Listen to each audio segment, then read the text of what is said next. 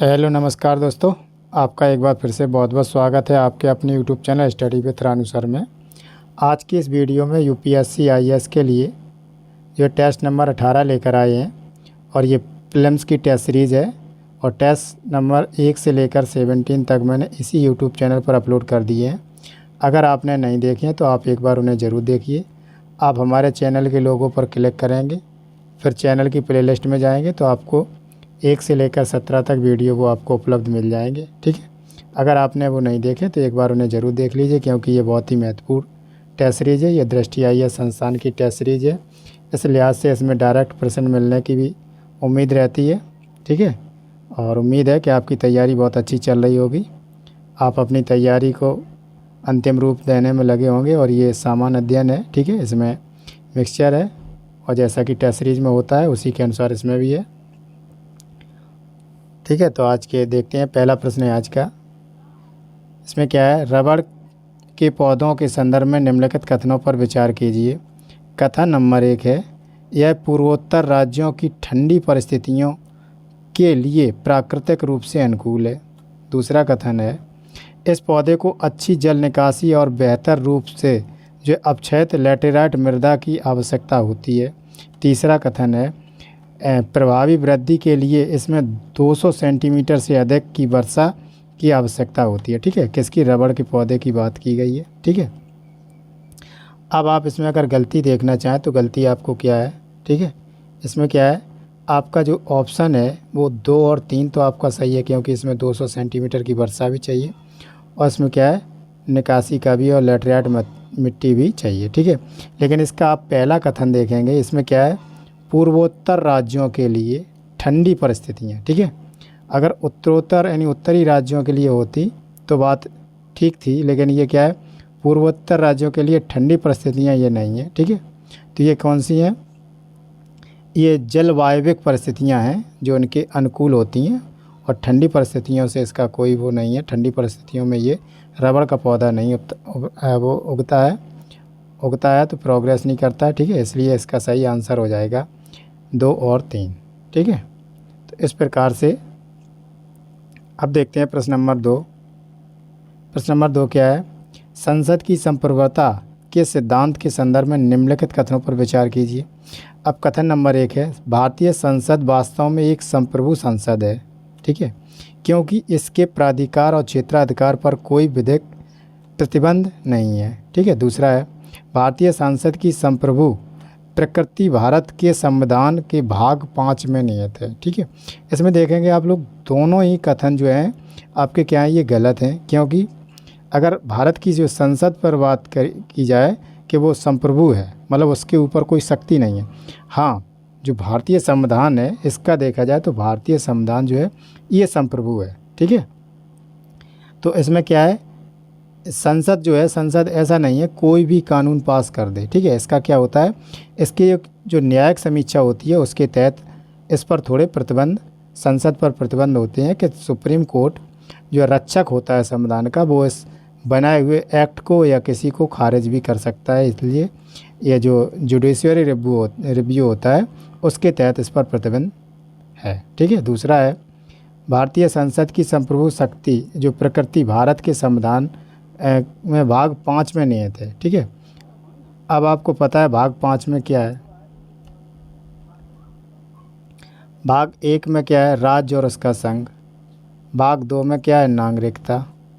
भाग 3 में क्या है, फंडामेंटल राइट। ठीक है, यानी मूल अधिकार। और भाग 4 में क्या है, डीपीएसपी। ठीक है, डीपीएसपी है। और इसके बाद भाग 4A, ठीक है, उसमें क्या है, फंडामेंटल ड्यूटीज़। उसके बाद भाग 5 से क्या स्टार्ट होता है, राष्ट्रपति। ठीक है, तो राष्ट्रपति है, तो इसके लिए ये क्या है, ये दोनों ही कथन आपके गलत हैं, तो आपका सही आंसर हो जाएगा ऑप्शन डी। प्रश्न नंबर देखते हैं 3। इसमें ग्रेफाइट के संदर्भ में निम्नलिखित कथनों पर विचार कीजिए। कथन नंबर 1 है, यह भारत का एक प्रमुख खनिज है। ठीक है, इसके बाद देखते हैं, यह कार्बन का एक समस्थानिक है।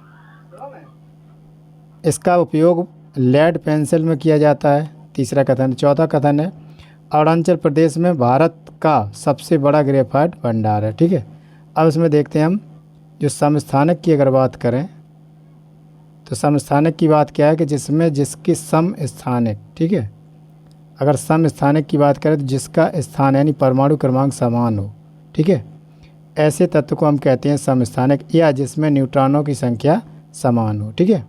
जैसे अगर हाइड्रोजन के देखें तो 1H1, फिर 1H2, फिर 1H3, ये हाइड्रोजन के समस्थानिक हैं, ठीक है। इसी प्रकार कार्बन के कार्बन 6 12, कार्बन 6 13 और कार्बन 6 शायद में 13 ही तक है, तो इसमें क्या है, ये समस्थानिक होते हैं, ठीक है। लेकिन ग्रेफाइट क्या है, ये समस्थानिक नहीं है, तो आपका दूसरा कथन आपका गलत है। सही आंसर हो जाएगा 1 3 4। इसके बाद देखते हैं अगला प्रश्न। अगला प्रश्न है प्रश्न नंबर 4। यह राष्ट्रीय उद्यान केरल राज्य में पश्चिम घाट के दक्षिण में अवस्थित है। इस उद्यान के दक्षिणी क्षेत्र में जो है दक्षिण भारत की सर्वोच्च चोटी अनामुडी स्थित है। यहाँ नीलगिरी ताहार, गौर और इस्लात बियर, नीलगिरी लंगूर, बाघ, तेंदुआ, विशालकाय गिलहरी और जंगली कुत्ते पाए जाते हैं। और एंडेंजर्ड रूप से सूचीबद्ध नीलगिरी ताहार की आधी वैश्विक आबादी यहीं जो है निवास करती है। और यह उद्यान नीलकुरिंजी पुष्प के लिए भी जाना जाता है, जो प्रत्येक 12 वर्ष के लिए केवल एक बार खिलता है। उपयुक्त में से परिचित जो है राष्ट्रीय उद्यानों में से किसका वर्णन करता है, ठीक है। तो ये किसका वर्णन करता है, इसमें क्या है, ये पेरियार जो है राष्ट्रीय उद्यान, ठीक है, क्योंकि पेरियार नहीं, इसमें क्या है, एक मिनट, हाँ इसमें क्या, पेरियार में नहीं, हाँ एराविकुलम राष्ट्रीय उद्यान की बात करता है, ठीक है। यह क्या आपका जो ऑप्शन है वो सी सही है, क्योंकि वहीं पर नीलकुरिंजी का पौधा पाया जाता है। और नीलकुरिंजी जो है इसे अभी अभी जो IUCN की रेड लिस्ट में सूची नंबर 2 में शामिल किया गया है, ठीक है। इसके बाद देखते हैं अगला प्रश्न है, प्रश्न नंबर ये चौथा 5 है। अगर 1806 यानी प्रश्न नंबर है 1806 का वेल्लोर विद्रोह कई मायनों में 1857 के महान विद्रोह जैसा प्रतीत होता है, ठीक है। 1857 में विद्रोहियों ने बहादुर शाह जफर को अपना नेता घोषित किया, जबकि वेल्लोर के विद्रोह में विद्रोहियों का नेता फतेह हैदर था। निम्नलिखित शक्तियों में से कौन सी वेल्लोर विद्रोह से संबंधित है, ठीक है। तो इसमें कौन सी शक्ति है, जो है मराठा साम्राज्य नहीं है, ठीक है, क्योंकि मराठा साम्राज्य अलग है। मुग़ल साम्राज्य हैदराबाद का निज़ाम, इसमें क्या है, मैसूर का जो साम्राज्य है ये इसमें जो है वेल्लोर विद्रोह की शक्तियों में निहित है। इसके बाद देखते हैं अगला प्रश्न है, प्रश्न नंबर है 6वां। संविधान के निम्नलिखित उपबंधों में से कौन से इसके अधिनियमित जो होने के दिन में से लागू नहीं हुए थे, ठीक है। हम बात कर रहे हैं जो जिस दिन संविधान लागू हुआ था उस दिन अधिनियमित होने पर यानी अडॉप्शन होने के बाद, ठीक है, अडॉप्शन होने के बाद कौन कौन से जो है संविधान के वो हैं जो लागू हुए थे, ठीक है। इसमें संशोधन की बात नहीं है। अगर ऐसा है कि जो हमारा संविधान कब 26 नवंबर जो है 26 नवंबर 1949 में पूर्णतया बन के तैयार हो गया था, ठीक है। लेकिन उस दिन इसे लागू नहीं किया गया था, लागू किया गया था 26 जनवरी 1950 में, ठीक है। तो इसलिए जिस दिन अधिनियमित हुआ 1949 की बात है, उनके अनुसार पे जो भी ऑप्शन है वो आपके सही होंगे, ठीक है। और इसमें पूछ रहा है जो उस दिन लागू नहीं हुए थे, ठीक है। इसमें देखते हैं जो आपके हैं कौन सा मूल अधिकार उसी दिन लागू हुए। आपातकालीन उपबंध ये ठीक है क्योंकि ये 1935 से ही लागू है। इसके बाद राज्य की नीति निर्देश सकता तो ये भी लागू है, लेकिन नागरिकता और चुनाव का प्रावधान ये आपका लागू नहीं हुआ था, ठीक है। ये जो है लागू नहीं हुआ था, ये 26 जनवरी 1950 के बाद में ही ये जो संविधान के शेष अनुच्छेद थे वो लागू हुए थे, ठीक है। और इसमें क्या है जो लागू नहीं हुए थे, ठीक है। तो उसकी बात करें अधिनियमित के दिन होने के दिन लागू नहीं हुए थे, तो ये लागू नहीं हुए थे। चौथा नंबर आपका लागू नहीं हुआ था, ठीक है। अब देखते हैं अगला प्रश्न है, प्रश्न नंबर 7। एक मिनट। प्रश्न नंबर 7 है, इसमें क्या जैव विविधता जो है विरासत स्थलों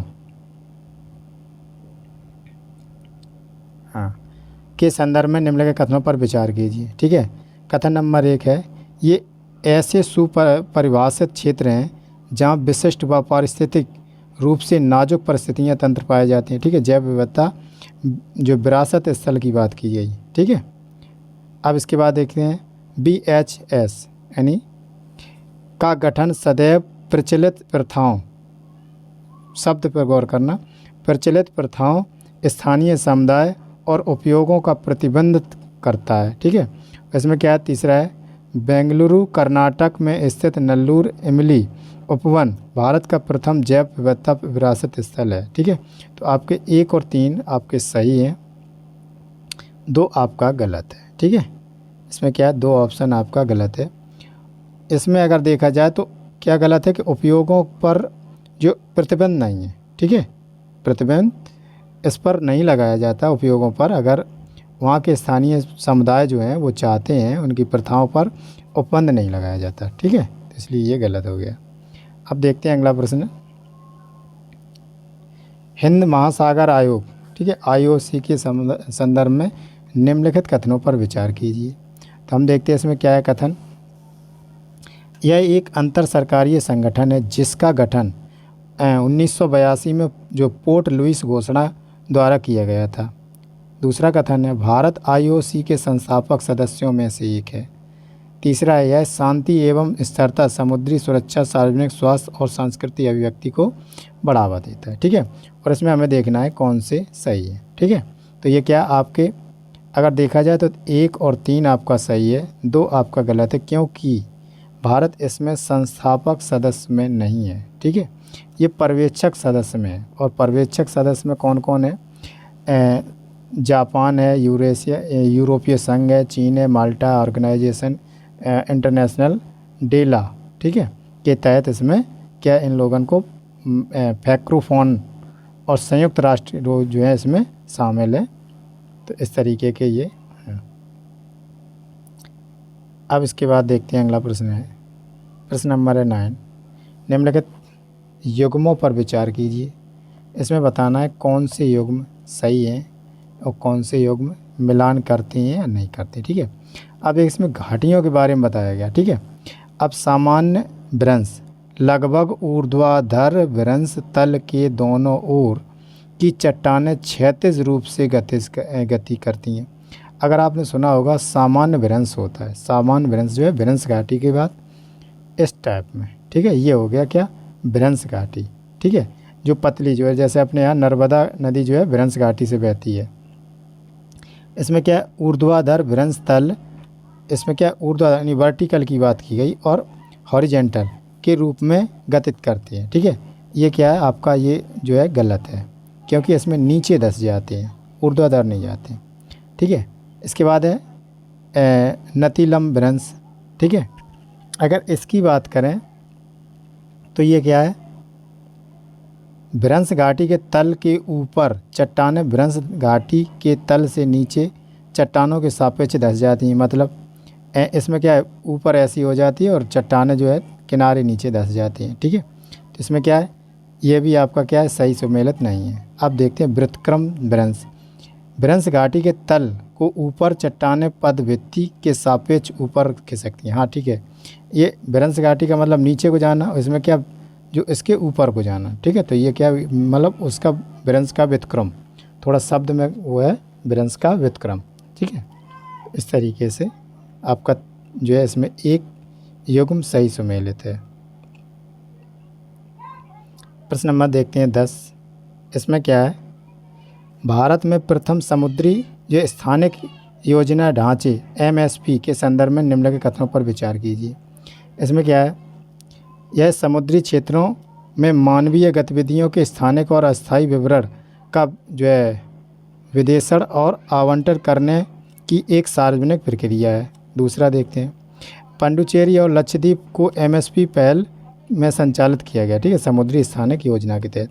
तीसरा है पतन पोत परिवहन जलमार्ग मंत्रालय राष्ट्रीय जो है तटीय अनुसंधान केंद्र NCCR के माध्यम में MSP का कार्यान्वयन निगरानी करता है। ठीक है, इसमें क्या है, ये आपका जो है 2 कथन आपके सही है, इसमें जो तीसरा ये सही नहीं है। ठीक है, ये क्यों नहीं है?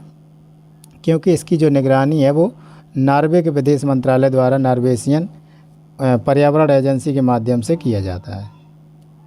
ठीक है, इसकी निगरानी की जाती है। इसके बाद देखते हैं अगला प्रश्न है, प्रश्न नंबर है 11।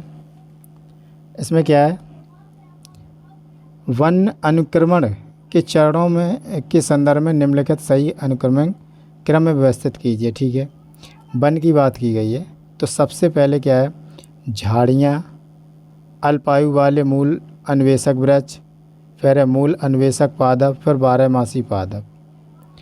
उसमें क्या है, सही क्रम में देखना। और वन अनुक्रमण यानी वाइल्ड सक्सेशन की बात करता है। ठीक है, तो सबसे पहले कौन है, अगर सबसे पहले बात करें तो मूल अन्वेषक पदार्थ। ठीक है, मूल अन्वेषक पदार्थ जैसे पादप फिल्वंक जैसे कहते हैं। इसके बाद क्या है, 12मासी पादप जो है घास। ठीक है, उसके बाद क्या है, झाड़ियाँ।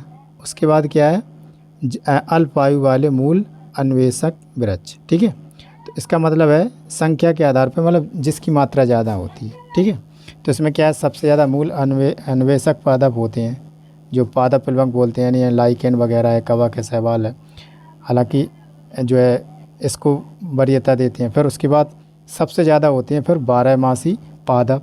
ठीक है, फिर इसके बाद अगर आपके देखा जाए तो क्या होती हैं, झाड़ियाँ। और अल्पायु वाले मूल जो अनुशेष हैं थोड़े दिन के लिए वो होते हैं, उपजाऊ होते हैं, उसके बाद ये ख़त्म हो जाते हैं। तो ठीक है, तो इसका सही आंसर है डी। अब देखते हैं अगला प्रश्न है, अगला प्रश्न है प्रश्न नंबर 12 है।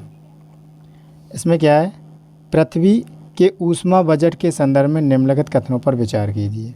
ठीक है, इसमें क्या है, पृथ्वी जितनी ताप ऊर्जा वापस अंतरिक्ष में वितरित करती है वह सूर्य से अवशोषित ताप ऊर्जा की मात्रा से अधिक होती है। ठीक है, दूसरा देखते हैं, सूर्य लघु तरंगदैर्घ्य विकिरण के रूप में ताप उत्सर्जित करता है और पृथ्वी इसे दीर्घ तरंगदैर्घ्य विकिरण के रूप में वापस अंतरिक्ष में उत्सर्जित करती है।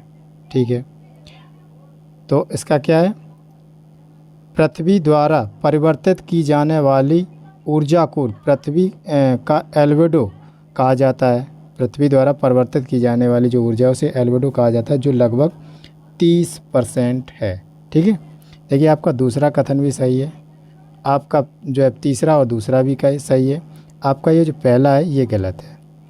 ठीक है, इसमें कितनी है, लगभग 70% की बात है। जितनी ऊर्जा है उतनी परिवर्तित करके सूर्य वितरित नहीं करता, अवशोषित नहीं करता, लगभग 70% जो है ऊर्जा को अवशोषित कर लेता है। ठीक है, इसलिए एक कथन जो आपका गलत है।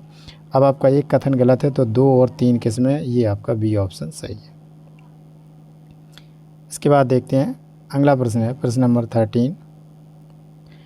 निम्नलिखित में से कौन से कर राज्यों द्वारा उद्गृहित, संग्रहित और उपयोग किए जाते हैं। ठीक है, राज्यों की बात है, कौन से कर। ठीक है, अब आपको पता है राज्य सूची के अंतर्गत कितने कौन कौन से कर आते हैं। ठीक है, जो उद्गृहित मतलब वो लगाएगा और स्टोर करेगा और उसका उपयोग करेगा, मतलब वो लगाएगा, राज्य सरकारें लगाएंगी और राज्य सरकारें ग्रहण करेगी और राज्य सरकार भी उसका उपयोग करेंगी। ठीक है, तो इसमें देखते हैं हम, संसद द्वारा विधि के माध्यम से अधिरोपित प्रतिबंध के अधीन रहते हुए खनिज संबंधी अधिकारों पर लगाया गया कर। एल्कोहल और स्वापक पदार्थों में युक्त औषधियाँ या जो है प्रसाधन निर्मित कर उत्पाद शुल्क।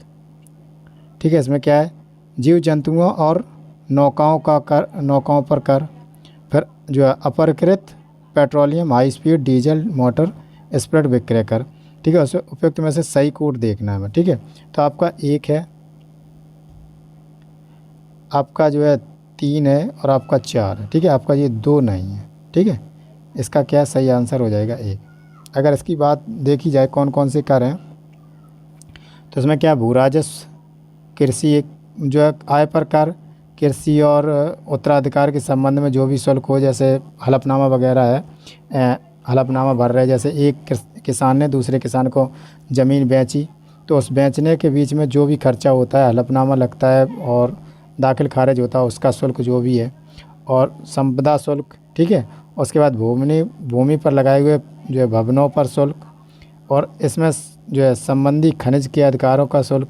लेकिन इसमें क्या है, जो है अफ़ीम जैसे हैं, मेडिकल जैसे हैं, स्वापादक पदार्थ हैं, या जो है इंडियन हेम्प है, या औषधीय निर्माता हैं, ऐसे चीज़ों को, औषधियों निर्माण वाले को हम जो है केंद्र सरकार के द्वारा प्रायोजित और संग्रहित किए जाते हैं। इसमें राज्य सरकार का कोई अधिकार नहीं होता। प्रश्न नंबर देखते हैं 14।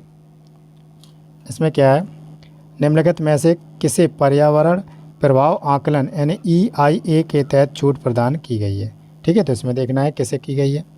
तो इसमें क्या है, मौजूदा हवाई अड्डों पर का विस्तार, ठीक है, ठीक है, मौजूदा हवाई अड्डों पर विस्तार।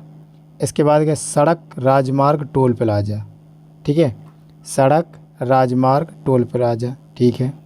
इसके बाद है बायोमास पर आधारित 100 मेगावाट के ताप पर विद्युत संयंत्र, ठीक है। आपका ये जो है, ये क्या 15 मेगावाट की बात करता है, 100 मेगावाट नहीं, 15 मेगावाट की बात करता है। तो आपका ये तीसरा कथन गलत हो जाएगा। अब है मत्स्य प्रबंधन करने वाले पतन या पोताश्रय, ठीक है। तो आपका सही आंसर हो जाएगा सी, 1, 2 और 4। इसके बाद देखते हैं प्रश्न नंबर है 15। इसमें क्या है, निम्नलिखित में से कौन से जो प्रावधान है भारतीय संविधान के अनुच्छेद 39 के भाग हैं, ठीक है, 39 की बात करता है। इसके बाद देखते हैं क्या है, निर्धनों को निःशुल्क विधिक सहायता प्रावधान, ये नहीं है, ये 39 में है ही नहीं, ठीक है।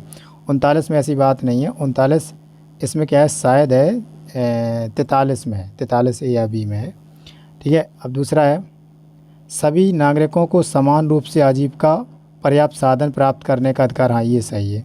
सभी बालकों के लिए प्रारंभिक बाल्यावस्था देखभाल और शिक्षा प्रदान, ये आपका नहीं है, ठीक है। इसके बाद क्या है, पुरुषों और स्त्रियों के मामले में समान कार्य समान, हाँ ठीक है। इसमें 39 की अगर बात करें, 39A(2) में जो है समान कार्य के लिए समान वेतन, और सभी नागरिकों को लिए आजीविका के साधन, उचित पर्यावरण, ऐसे इसमें प्रावधान है। तो इसका सही आंसर हो जाएगा आपका 2 और 4 D, ठीक है। इसके बाद देखते हैं अगला प्रश्न है, प्रश्न नंबर 16। इसमें क्या है, मध्ययुगीन भारत में जो है जिन्स ए कामिल पद का उल्लेख किया जाता है, उल्लेख किया गया है। तो ये किसके लिए किया गया है, ये शाही परिवार द्वारा उपयोग की जाने वाली मस्जिदों के लिए गलत है। राज्य द्वारा समर्पित सिंचाई परियोजना, ये भी गलत है। नकदी फसलों जैसे कपास गन्ना के लिए, ये सही है आपका, ठीक है। तो इसका सही आंसर हो जाएगा आपका सी। इसके बाद देखते हैं प्रश्न नंबर 17। हाल ही में एकल क्रिस्टलीय स्कैंडियम नाइट्राइस यानी SCN नामक एक नई सामग्री सुर्खियों में रही थी। इस संदर्भ में निम्नलिखित कथनों पर विचार कीजिए। इसमें क्या है, SN जो है उच्च दक्षता के साथ उर्वरक अवरक्त प्रकाश का उत्सर्जन, इसकी खोज और इसमें परिवर्तन कर सकता है, ठीक है। इसके बाद क्या है, SCN सौर एवं तापीय ऊर्जा संचयन में उपयोगी, लेकिन इसका उपयोग ऑप्टिकल संचार उपकरणों में नहीं किया जा सकता। इसका उपयोग ऑप्टिकल संचार उपकरणों में किया जा सकता है, ठीक है। इसके बाद क्या है, SCN को आधुनिक सिलिकॉन चिप सेमीकंडक्टर में एकीकृत किया जा सकता है, ये भी सही है आपका। आपका केवल और केवल 2 गलत है, 2 गलत होने से आपका सही आंसर हो जाएगा सी, ठीक है। इसके बाद देखते हैं प्रश्न नंबर 18। निम्नलिखित युग्मों पर विचार कीजिए। एक है नेतृत्वकर्ता, दूसरे नमक सत्याग्रह का क्षेत्र, ठीक है। जब नमक सत्याग्रह चल रहा था, उसके जो उसमें कौन कौन से किसके अंडर में क्षेत्र थे और उन्होंने कहाँ कहाँ अपने नेतृत्व किया था, ठीक है। देखो, C राजगोपालाचारी थे, उन्होंने तंजावुर तट पर किया था, ठीक है। तमिलनाडु में है, तो ये सही है। इसके बाद के कैपलम जो मालाबार क्षेत्र, ठीक है, तो इसमें क्या है, ये भी सही है, जो बायकॉम 1711 के तहत, ठीक है। और ये कहाँ पर है, जो कांग्रेस के नायर थे, कांग्रेस नायर के नेता थे, ठीक है, कैलप्पन, और ये मालाबार क्षेत्र के, ठीक है। इसके बाद है तीसरा गोपाल बंधु चौधरी, ठीक है। गोपाल बंधु चौधरी कहाँ पर थे, बालासोर में, ये भी सही है। तो आपके इसमें क्या, तीनों ही कथन सही है, मतलब तीनों ही सुमेलित हैं। इसके बाद देखते हैं अगला प्रश्न है, प्रश्न नंबर है 19। इसमें क्या है, सकल घरेलू जलवायु जोखिम सूचकांक किसके द्वारा जारी किया जाता है, ठीक है। तो ये किसके द्वारा, अंतर्राष्ट्रीय मुद्रा कोष, नहीं। क्रॉस डिफेंसेंसी इनिशिएटिव और ब्लू एक्शन फंड वैश्विक पर्यावरण सुविधा, ठीक है, तो इसके द्वारा नहीं, इसके द्वारा लागू किया जाता है, यानी क्रॉस डिफिशेंसी इनिशिएटिव के द्वारा ये लागू किया जाता है सूचकांक। इसके बाद देखते हैं प्रश्न नंबर है 20। इसमें क्या है, जो वोटर वेरीफाइबल पेपर जो ऑडिट ट्रेल है, मतलब जिसको बोलते हैं जो ईवीएम में वोट डालने के बाद उसके जो वीवीपैट आ जाता है, उसकी बात है। वीवीपैट जैसे बोलते हैं, सॉरी डब्ल्यू नहीं है, वीवीपैट के संदर्भ में निम्नलिखित कथनों पर विचार कीजिए, ठीक है। इसमें यह इलेक्ट्रॉनिक वोटिंग मशीन से संलग्न एक प्रणाली है जो मतदाताओं को यह सत्यापित करने की अनुमति देती है कि उनका मत इच्छा के अनुसार सही पड़ा है, ठीक है, ये सही है। दूसरा देखते हैं, चुनाव परिणाम घोषित होने से पहले किसी संसदीय क्षेत्र की प्रत्येक विधानसभा क्षेत्र में आधे मतदान केंद्रों में ईवीएम जो है परिणामों के साथ वीवीपैट पर्चियों का भी मिलान करना अनिवार्य है, ठीक है। ये आधे की बात नहीं है, इसमें क्या है, यादृच्छिकता से, मतलब अल्टरनेट, पूरे जितने भी जो मशीनें रखी हैं उसमें जिस तरीके से चाहें उस तरीके से उठा लें। उसके बाद जो है उसकी निगरानी करने के बाद, और सभी विधानसभाओं में ये लागू नहीं है, ठीक है, ये अल्टरनेट है, जितनी भी रखी हैं उसमें उठा लें और उसमें कर दें, ठीक है। चेकिंग कर लें, अगर वो सही पाए जाएँ तो ये क्या है, तो उसका क्या परिणाम, अगर गलत है तो परिणाम गलत है, अगर उसका सही मिलान सही है तो परिणाम उसका वोटिंग मशीन में कोई ख़राबी नहीं है, ठीक है।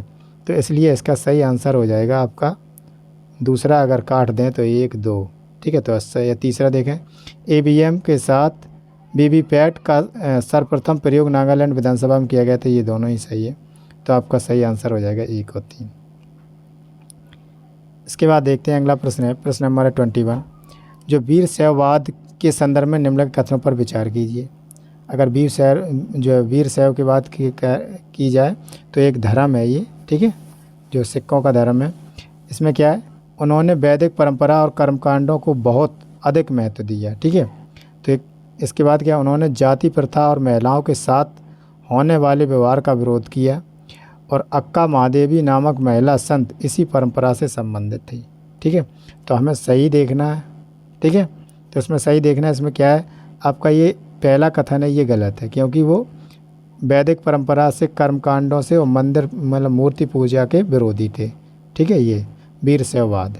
और आपके दोनों कथन सही हैं, तो आपका सही आंसर आ जाएगा सी। इसके बाद देखते हैं प्रश्न नंबर 22। इसमें क्या है, जो है tide turner plastic challenge program एक पहल है, ठीक है। ये किसकी पहल है, ये संयुक्त राष्ट्र पर्यावरण यानी यूएनईपी की पहल है, ठीक है। ग्रीन पीस जो है वो शांति और 4 स्वच्छ जल और 4 मुद्दों पर काम करती है, ठीक है। अंतर्राष्ट्रीय जो समुद्री संगठन है, ठीक है, ये ओशियन पर काम करता है। और इसमें क्या, अंतर्राष्ट्रीय समुद्र तल प्राधिकरण है, ये भी समुद्र के बारे में बात कर रहा है। लेकिन जो यह tide turner plastic challenge program ये यूएनईपी के द्वारा लागू किया जाता है। इसके बाद देखते हैं अगला प्रश्न है 23, हरित ऊर्जा खुली पहुंच नियम 2022 के संदर्भ में निम्नलिखित कथनों पर विचार कीजिए, ठीक है। तो इसमें क्या है, इनका उपयोग छोटे उपभोक्ताओं को भी खुली पहुंच ओपन एक्सेस के माध्यम से नवीकरणीय ऊर्जा खरीदने को सक्षम करता है। ठीक है, इसमें क्या है, दूसरा है 100 मेगावाट या उससे अधिक के कनेक्टेड लोड वाला कोई भी उपभोक्ता खुली पहुंच के माध्यम से नवीकरणीय ऊर्जा प्राप्त कर सकता है। ये वाणिज्यिक और उद्योग उपभोक्ताओं को हरित ऊर्जा खरीदने के लिए अधिसूचित करता है, मतलब आदेश नहीं देता है। ठीक है, ये अधिदेशित है, जो आदेश देना मतलब ऑर्डर देना। तो इसमें क्या है, ये गलत है। इसमें क्या है, स्वेच्छा की बात है, जिसको खरीदना हो वो खरीद सकता है, जिसको नहीं खरीदना वो नहीं खरीद सकता। तो इसका 1 और 2 आपके सही है, तो इसका सही आंसर हो जाएगा केवल 1 और 2। इसमें भारतीय खाद्य निगम FCI के संदर्भ में निम्नलिखित कथनों में से कौन सा है, कौन से सही है। ठीक है, इसमें सही देखना है। तो इसमें पहला कथन है, राष्ट्रीय खाद्य सुरक्षा अधिनियम 2013 के तहत स्थापित एक सांविधिक निकाय है। ठीक है, दूसरा है, यह किसानों के हितों की रक्षा के लिए प्रभावी मूल्य समर्थन परिचालनों को सुनिश्चित करता है। दूसरा है, यह कृषि और किसान कल्याण मंत्रालय द्वारा के दायरे में कार्यरत करता है। ठीक है, पहला ये गलत है, क्योंकि 2013 नहीं 1964, 2013 में तो संशोधन बार बार होते रहते, लेकिन मूल जो अधिनियम है वो 1964 का है। ठीक है, इसलिए आपका, और दूसरा ये क्या है, ये आपका सही है। तीसरा आपका क्या है, ये सार्वजनिक वितरण प्रणाली की बात है, सार्वजनिक वितरण मंत्रालय। ठीक है, ये स्वामित्व में आता है, इसलिए आपका केवल और केवल 2 कथन सही है। सही आंसर हो जाएगा केवल और केवल 2। इसके बाद देखते हैं प्रश्न नंबर है 25। इसमें क्या है, विजयनगर साम्राज्य के दौरान विजयनगर शहर के संदर्भ में निम्नलिखित कथनों पर विचार कीजिए। कथन नंबर 1 है, विजयनगर शहर विशाल किलेबंदी की दीवारों से घिरा हुआ था। कथन नंबर 2 है, इतालवी व्यापारी निकोली डी कॉन्टी ने विजयनगर शहर का दौरा किया था। इसके बाद देखते हैं, यह शहर तुंगभद्रा नदी के द्वारा निर्मित प्राकृतिक बेसिन में स्थित है। तो इसके क्या है, इसके तीनों ही कथन आपके सही हैं। इसके बाद देखते हैं प्रश्न नंबर है 26। 26 क्या है, युवा महिला ईसाई संघ यानी YWCA के संदर्भ में निम्नलिखित कथनों पर विचार कीजिए। कथन नंबर 1 है, इसकी स्थापना 1855 में लेडी मैरी जेन किर्नाट और क्रिएशन एम्मा रॉबर्ट ने की थी। दूसरा कथन है, इसने भारत में अपना परिचालन 1925 में भारत बर्मा और सीलोन के YWCA के रूप में स्थापित किया था। ठीक है, तो इसका क्या है, इसका कब किया था, 1855 की बात नहीं है, 1800 कब है, 1875 की बात है। ठीक है, तो ये आपका पहला कथन 1955 की बात नहीं है, वो क्या है 1875 की बात है। ठीक है, तो इसलिए आपका दूसरा कथन जो है आपका गलत हो जाता है, पहला कथन आपका सही है। ठीक है, ये आपका सही है।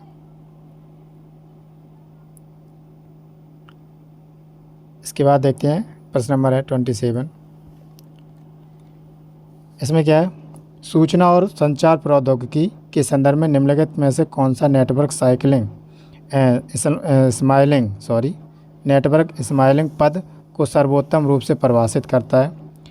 कथन नंबर 1 है, यह एक ऐसी सुविधा है जो उपयोगकर्ता को एनक्रिप्टेड यानी VPN के माध्यम से कुछ डिवाइस ट्रैफिक को रूट करने देती है, जबकि अन्य एप्लीकेशन के पास इंटरनेट तक सीधी पहुंच होती है। ठीक है, दूसरा है, यह हार्डवेयर और सॉफ्टवेयर नेटवर्क संसाधनों और नेटवर्क कार्यक्षमताओं को एक एकल सॉफ्टवेयर आधारित इकाई में संयोजित करने की प्रक्रिया है। दूसरा है, यह एक नेटवर्क आर्किटेक्चर है जो समान भौतिक नेटवर्क अवसंरचनाओं और वर्चुअलाइज्ड और स्वतंत्र लॉजिकल नेटवर्कों को मल्टीप्लेक्सिंग के माध्यम से बनाता है। दूसरा है, इसमें यह एक वितरित कंप्यूटिंग प्रतिमान है जो गणना और डेटा भंडारण को डेटा स्रोतों को निकट लाता है। तो इसमें क्या है, इसका मेरे हिसाब से C ऑप्शन इसका सही है। ठीक है, लेकिन कन्फर्म नहीं है, आप कन्फर्म कर लेना,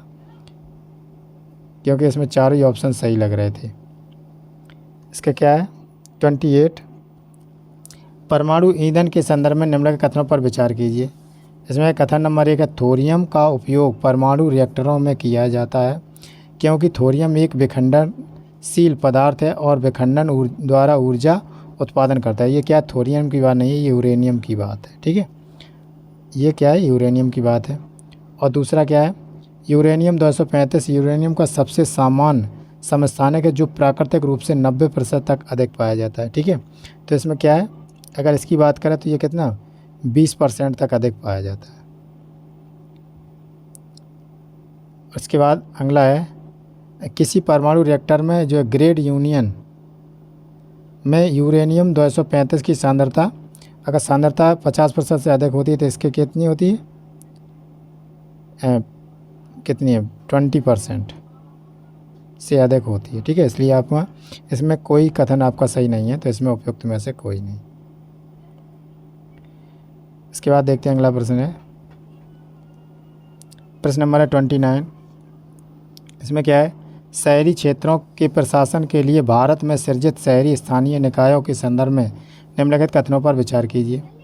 कथन नंबर 1 है, शहरी प्रशासन में टाउनशिप स्वरूप में निर्वाचित और मनोनीत दोनों प्रकार के सदस्य होते हैं। अगला कथन है, जो है पत्तन न्यास एक सामुदायिक निकाय है जिसके अध्यक्ष की नियुक्ति केंद्र सरकार द्वारा की जाती है।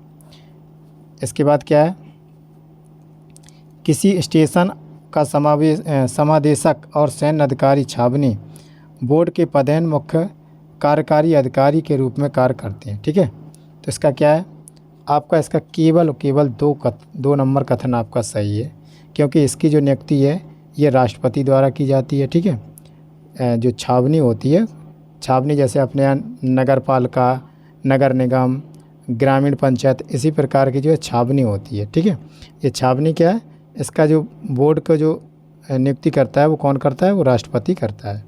ठीक है, ये आपका तीसरा कथन आपका गलत है। ठीक है, तो 2 ऑप्शन आपके ख़त्म। इसके बाद क्या है, मनोनीत की बात करें। ठीक है, तो इसमें क्या है, शहरी प्रशासन में टाउनशिप स्वरूप में निर्वाचित और मनोनीत दोनों प्रकार के सदस्य होते हैं। इसमें क्या है, निर्वाचित सदस्य नहीं होते हैं। ठीक है, शहरी प्रशासन टाउन की बात करें तो निर्वाचन नहीं होते थे। इसमें क्या 2 कथन आपका सही है, आपका आंसर आ जाएगा केवल 2। ठीक है, आप इसको नगर पालिका के तहत मत देखना, मतलब शहरी प्रशासन की वजह ना नगर निगम, ये लगभग 8 प्रकार की होती हैं। ग्रामीण पंचायत के बाद नंबर 2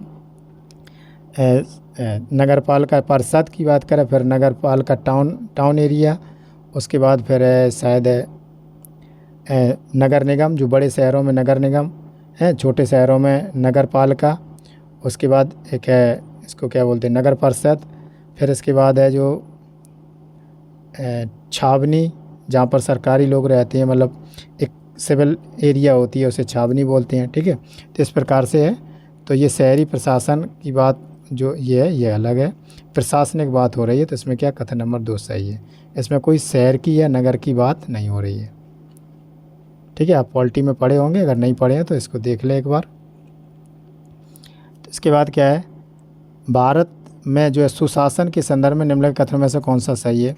हाल ही में गृह मंत्रालय द्वारा जारी किए गए स्वशासन सूचकांक में गुजरात शीर्ष स्थान पर है। अब भारत में प्रथम जिला सुशासन सूचकांक यानी DGGI को संघ राज्य क्षेत्र जम्मू और कश्मीर से में जारी किया गया था। भारत में जो है सुशासन दिवस 25 दिसंबर को मनाया जाता है। ठीक है, इसके तीनों ही कथन आपके सही है, इसका सही आंसर हो जाएगा D। प्रश्न बहुत बड़े बड़े हैं इसमें। इसके बाद देखते हैं प्रश्न नंबर 31। इसका क्या है, हाल ही में सुर्खियों में रहे जो है जॉम्बी आइस का संदर्भ का जो है निम्नलिखित में से कौन सा सर्वोत्तम वर्णन करता है। ठीक है, अब जॉम्बी आइस के बारे में देखें। इसमें क्या है, यह वह हिम है जो पिघल रही है और वर्षों से हिम के नीचे रहने वाले जीवाणुओं और विषाणुओं को मुक्त कर रही है। ठीक है, दूसरा देखते हैं, इस हिम का निर्माण तब होता है जब लहरें और जो पवन गंदे जल को हिम की सतह पर एकत्रित करते हैं, जिससे ज्वालामुखी जो है जैसे दिखने वाले एक शंकु के आकार के टीले का निर्माण होता है। दूसरा है, यह वृत्ताकार रूप में जमा हिम है जो धीमी गति से प्रभावित होने वाले जल के निर्मित होता है, जल से निर्मित होता है, या ऐसा जो है धाराओं और भंवर की गति के कारण जिसमें हिम वृत्ताकार रूप में निर्मित होती है, ये भी सही नहीं है। यह एक ऐसी हिम है जो मूल भूमि की चादर का हिस्सा है, बना रहता है, जो खुद भी ताज़ा हिम जमा नहीं होने देती। ठीक है, यही सही है। क्या डी आपका ऑप्शन सही है, इसमें सर्वोत्तम सही है। ठीक है, ऐसे प्रश्न आपको कन्फ्यूजन कर सकते हैं, गुमराह कर सकते हैं, तो ठीक है, इनसे आप थोड़े बचते रहिए। तो इसमें क्या है, एकल कोशिका प्रोटीन्स जो है SCP का उल्लेख मानव पोषण के लिए वैकल्पिक स्रोत के रूप में किया जाता है। इस संदर्भ में निम्नलिखित में से SCP के उत्पादन के लिए सूक्ष्म जीवों के स्रोत के रूप में कार्य कर सकते हैं। ठीक है, तो इसमें देखना है स्पाइरुलिना। ठीक है, अब मिथाइल लोफिलस और मिथाइल लोट्रोपस। ठीक है, फ्यूजेरियम। ठीक है, स्यूडोमोनास। ठीक है, ये क्या सभी सही है, तो इसका सही आंसर हो जाएगा आपका D.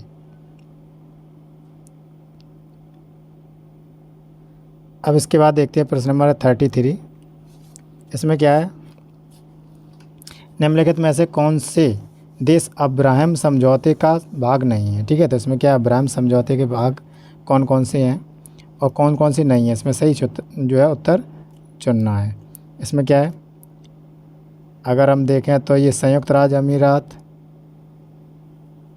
Qatar, Iran, Bahrain, Israel. ठीक है, तो इसमें क्या है, बहरीन, इजराइल ये नहीं है, मतलब ये हैं, ये जो इसमें नहीं है पूछ रहा है। ठीक है, तो इसका सही आंसर हो जाएगा आपका कतर और ईरान इसके सदस्य नहीं है, तो इसका सही आंसर हो जाएगा 2, वो ए 2 और 3। इसके बाद है प्रश्न नंबर 34। इसके बाद देखते हैं क्या है, 1 मिनट। इसके बाद 34 है, भारतीय प्रतिभूति और विनिमय बोर्ड यानी सेबी की बात है, विनियमन के संदर्भ में निम्नलिखित कथनों पर विचार कीजिए। अब इसमें क्या है, कथन नंबर देखते हैं, भारत में किसी जो है लिखित को प्रतिभूति के रूप में परिभाषित करने की शक्ति सेबी में निहित है। ठीक है, दूसरा क्या है, भारत में शेयर बाजार को सेबी द्वारा मान्यता दी जाती है और विनियमित किया जाता है। ठीक है, सेबी की जांच करने के लिए सिविल कोर्ट की शक्तियाँ दी जाती हैं, यानी सिविल कोर्ट की शक्तियाँ दी जाती हैं। तो इसमें आपके तीनों ही सही हैं, तो इसका सही आंसर हो जाएगा बी। इसके बाद देखते हैं 35। इसमें क्या है, जो है जलोढ़ मृदा में क्या होता है, फास्फोरस संपन्न, इसमें पोषक तत्व दिए गए। ठीक है, तो जलोढ़ मृदा की अगर बात करें तो इसमें क्या है, जो है इसमें एक खादर और एक बांगर, ठीक है, दोनों को मिलकर बनता है। तो इसमें किसकी आमतौर पर पोटास की मात्रा अधिक देखी जाती है और फास्फोरस की कम। ठीक है, इसमें किसकी, पोटास की, इसमें फास्फोरस की कम, तो ये एक तो मिलान है नहीं। अब काली मृदा की अगर बात करें तो काली मृदा में आपने देखा होगा वो काली होती है। ठीक है, मतलब जो दक्कन के पठार के पास आसपास पाई जाती है, जो उधर कहीं कहीं मध्य प्रदेश में भी है, गुजरात में भी है और तमिलनाडु के कुछ हिस्सों में भी है। ठीक है, इसे रेंगुर मृदा या कपासी मृदा भी कहते हैं, क्योंकि कपास इसमें खेती होती है। ठीक है, इसमें किस किस की मात्रा, चूना, लोहा और मैग्नीशियम एल्युमिनियम की मात्रा पाई जाती है। ठीक है, इसमें क्या है, मैग्नीशियम संपन्न बात की गई है। ठीक है, तो इसमें क्या है, दूसरा आपका सही सुमेलित है। ठीक है, मैग्नीशियम की बात संपन्न यानी मैग्नीशियम संपन्न है, तो इसमें मैग्नीशियम पाई जाती है। ठीक है, फिर अगर लाल मृदा की बात करें तो ये कौन सी है, इसमें लाल मृदा में क्या है, नाइट्रोजन और ह्यूमस की कमी होती है लाल मृदा में। ठीक है, अब लैटराइट मृदा की बात करें, अगर लैटराइट मृदा की बात करें तो इसमें कौन सी है, नाइट्रोजन, फास्फोरस और जो फास्फेट और कैल्शियम की इसमें क्या होती है, कमी होती है। इसमें ऑक्साइड और पोटास की मात्रा ज़्यादा होती है। तो आपका सही आंसर है केवल एक युग्म सुमेलित है। इसके बाद देखते हैं अगला प्रश्न है, प्रश्न नंबर 36। इसमें क्या है, परमाणु जो अप्रसार संधि NPT के संदर्भ में निम्नलिखित कथनों पर विचार कीजिए। कथन नंबर 1 है, इसका उद्देश्य परमाणु हथियारों के प्रसार को रोकना और निशस्त्रीकरण को बढ़ावा देना है। ठीक है। दूसरा है, इसमें क्या है, इसे सार्वभौमिक अनुसमर्थन प्राप्त है। ठीक है। तीसरा है, एनपीटी के तहत भारत को परमाणु हथियार संपन्न देश के रूप में मान्यता दी गई है।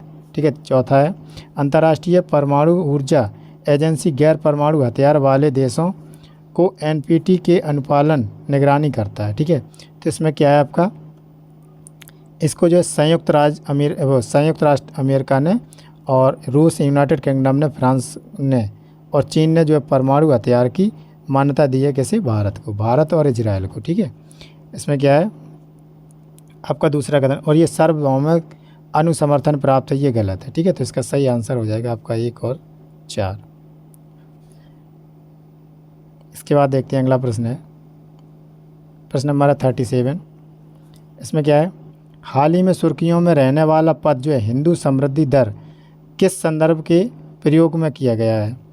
अब ऑप्शन ए, 1950 और 1980 के दशक के आर्थिक सुधारों के बीच भारतीय अर्थव्यवस्था में समृद्धि की धीमी दर से संदर्भ है। ठीक है।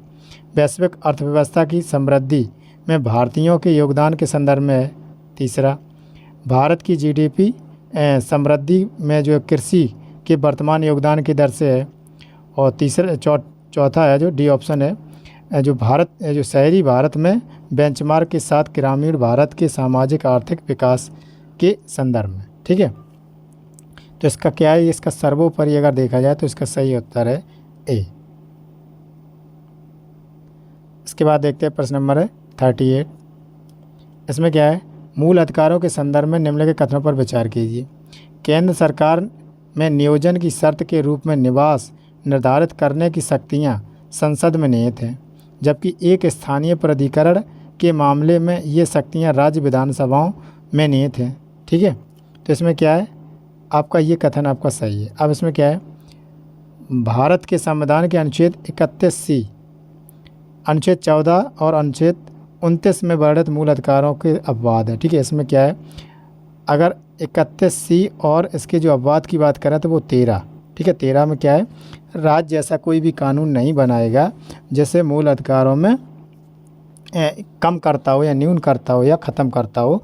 तो ऐसे अधिकारों को क्या स्वतः ही ऐसे जो है उस हद तक कानून जिस हद तक जो है मूल अधिकारों को हनन करते हैं तो वहाँ तक का ये वॉइड एंड नल हो जाएगा, यानी शून्य घोषित हो जाएगा। ठीक है। तो संपत्ति का अधिकार जो था 31 में, ये क्या था, ये संपत्ति का अधिकार जो फंडामेंटल राइट था। ठीक है। तो ये क्या होता, इसमें 31 और 13 में विवाद था। ठीक है। तो इसके कारण इसमें क्या है, ये कथन आपका गलत है। आपका कथन हो जाएगा केवल और केवल ए सही। इसके बाद देखते हैं हम अगला प्रश्न है, प्रश्न नंबर 39। इसमें क्या है, हाल ही में शुरू की गई जो संकल्प योजना के संदर्भ में निम्नलिखित कथनों पर विचार कीजिए। कथन नंबर 1 है, यह विज्ञान और प्रौद्योगिकी मंत्रालय के तहत एक योजना है। ठीक है। इसमें क्या है, दूसरा है, इस कार्यक्रम के लिए विश्व बैंक ऋण सहायता प्रदान करता है। तीसरा है, इसका उद्देश्य कृषि उत्पादकता बढ़ाने के लिए नई किस्म कृषि तकनीक के बारे में ज्ञान और जागरूकता प्रदान करना है। ठीक है। तो इसका क्या है, इसमें केवल आपका 2 ऑप्शन सही है। ये विज्ञान और प्रौद्योगिकी मंत्रालय नहीं है, ये कौशल विकास उद्यमता मंत्रालय की है और विश्व बैंक जो ऋणदाता के रूप में काम नहीं करती है। ठीक है। इसका सही आंसर है आपका वो जो है ऋणदाता का काम करती है इसमें। तो इसमें क्या है, 1 और 3 आपका गलत है, इसमें 2 ऑप्शन सही है। ठीक है। इसकी बात करें, इसका उद्देश्य कृषि उत्पादकता बढ़ाने के लिए है। ठीक है। तो इसका उद्देश्य इसमें नहीं है। अगर इसके उद्देश्य की बात की जाए तो इसमें क्या है, इसके अंतर्गत जो है संस्थानिक शुद्धिकरण, गुणवत्ता श्वासन और जो है आबादी शामिल करना या हाशिए पर स्थित आबादी को शामिल करना, ऐसी स्थिति के लिए बनाई गई है। ठीक है। इसके बाद है प्रश्न नंबर 40। इसमें क्या है, भारतीय संविधान के अनुच्छेद 44 के अनुसार राज्य एक्स के लिए एक समान नागरिक सहायता प्राप्त कराने के प्रयास करेगा। भारतीय संविधान में एक्स की सटीक अभिव्यक्ति है। ठीक है। एक्स का सटीक कौन है, अगर भारत में रहने वाले लोग, अब भारत में रहने वाले तो नागरिक हुए हैं और इसमें गैर नागरिक भी होंगे, ठीक है, तो इसमें नहीं। जनता, जनता शब्द अलग है। विभिन्न प्रस्थान, इसमें क्या सही जो है नागरिक है, ठीक है।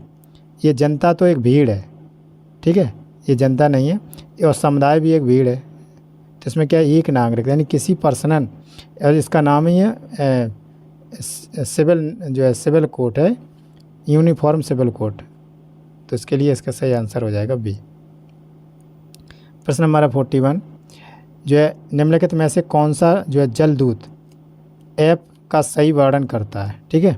इसमें जलदूत ऐप के बारे में है, तो इसका क्या है, यह ऐप किसानों को जो मानसून वितरण और पैटर्न बारे में डेटा प्रदान करेगा। यह ऐप जल शक्ति मंत्रालय द्वारा हर घर में नल पानी और उपलब्धता सुनिश्चित करने के लिए लॉन्च किया गया है, ठीक है। इसके बाद क्या है, इस ऐप का उपयोग देश भर के किसी भी गांव में चयनित कुओं से जल स्तर का पता लगाने के लिए किया जाएगा। ये सही है आपका, क्योंकि ग्राउंड वाटर जो है नीचे की तरफ जा रहा है, पानी का दुरुपयोग हो रहा है, ठीक है, इसलिए। अब हाल ही में जो है ज्वालामुखी उद्गारों के निम्नलिखित में से युग्म बनाई है, ठीक है। तो एक है ज्वालामुखी, दूसरी तरफ है अवस्थित, कहाँ पर अवस्थित है, ठीक है। तो इसमें क्या है, जो है कवाची ज्वालामुखी, ये कहाँ पर है, सोलोमन द्वीप, ठीक है। तो ये सही है, सोलोमन द्वीप समूह है जो वहाँ पर है। फिर करेंसी ज्वालामुखी की अगर बात करें तो ये इंडोनेशिया, ये भी सही है, सुमात्रा और इंडोनेशिया की बात है।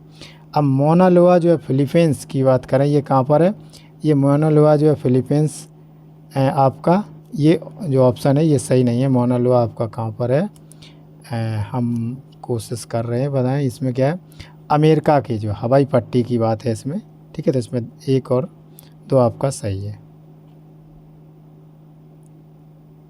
अब इसके बाद देखते हैं प्रश्न नंबर 43। इसमें क्या है, चीन हिंद महासागर क्षेत्र फोरम के संदर्भ में निम्नलिखित कथनों पर विचार कीजिए। अब इसमें क्या है, चीन ने पहली बार जो है कुनमिंग में इस उच्च स्तरीय फोरम की मेज़बानी की है, ठीक है। दूसरा है, भारत सहित हिंद महासागर क्षेत्र के सभी देशों ने इस फोरम में भाग लिया, सभी देशों ने, ठीक है। ऐसा तो कोई संगठन अभी तक नहीं बना कि जितने भी 295 देश हैं उन्होंने सभी ने भाग लिया हो, तो ठीक है, ये गलत हो जाता है। यह फोरम भारत द्वारा जो है स्थापित हिंद महासागर नौसेना संगोष्ठी IONS हिंद महासागर स्ट्रीम एसोसिएशन जो है IORA तंत्रपूरक है, ठीक है। तो इसमें क्या है, आपका जब दूसरा गलत है तो इसमें आपका तीसरा भी गलत है, आपका सही आंसर हो जाएगा ए। और इसमें क्या 19 देशों ने भाग लिया, तो इसमें क्या है, जो इसके IONS और IORA के एक दूसरे के पूरक नहीं है, ठीक है। इसके बाद देखते हैं अगला प्रश्न है, प्रश्न नंबर है 44। अर्थशास्त्र के संदर्भ में निम्नलिखित जो है अर्थशास्त्र के संदर्भ में टेवन टैक्स निम्नलिखित में से किस पर लगाया जा सकता है, ठीक है। तो ये अल्पकालिक पूंजीगत मुद्रा हस्तांतरण पर, स्टार्टअप्स के अतिरिक्त लाभ पर, एक निश्चित जो है थ्रेश होल्ड सीमा से अधिक प्रेरण पर, और नकारात्मक ब्रावर्तों पर, ठीक है। तो इसमें सही आंसर है अल्पकालिक पूंजीगत जो है मुद्रा हस्तांतरण पर।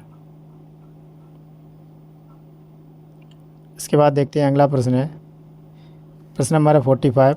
इसमें क्या है, भारत ऊर्जा सप्ताह 2023 जो विश्व भर के पारंपरिक और गैर पारंपरिक दोनों ऊर्जा उद्योगों के विशेषज्ञों के लिए सर्वोत्तम मंच है तथा यह भारत की अध्यक्षता आयोजित G20 का पहला प्रमुख कार्यक्रम है, जो इसे किसके संरक्षण में आयोजित किया जाता है। तो ये किसके संरक्षण में आयोजित किया जाता है, पेट्रोलियम एवं प्राकृतिक गैस मंत्रालय के उसमें आयोजित किया जाता है संरक्षण में।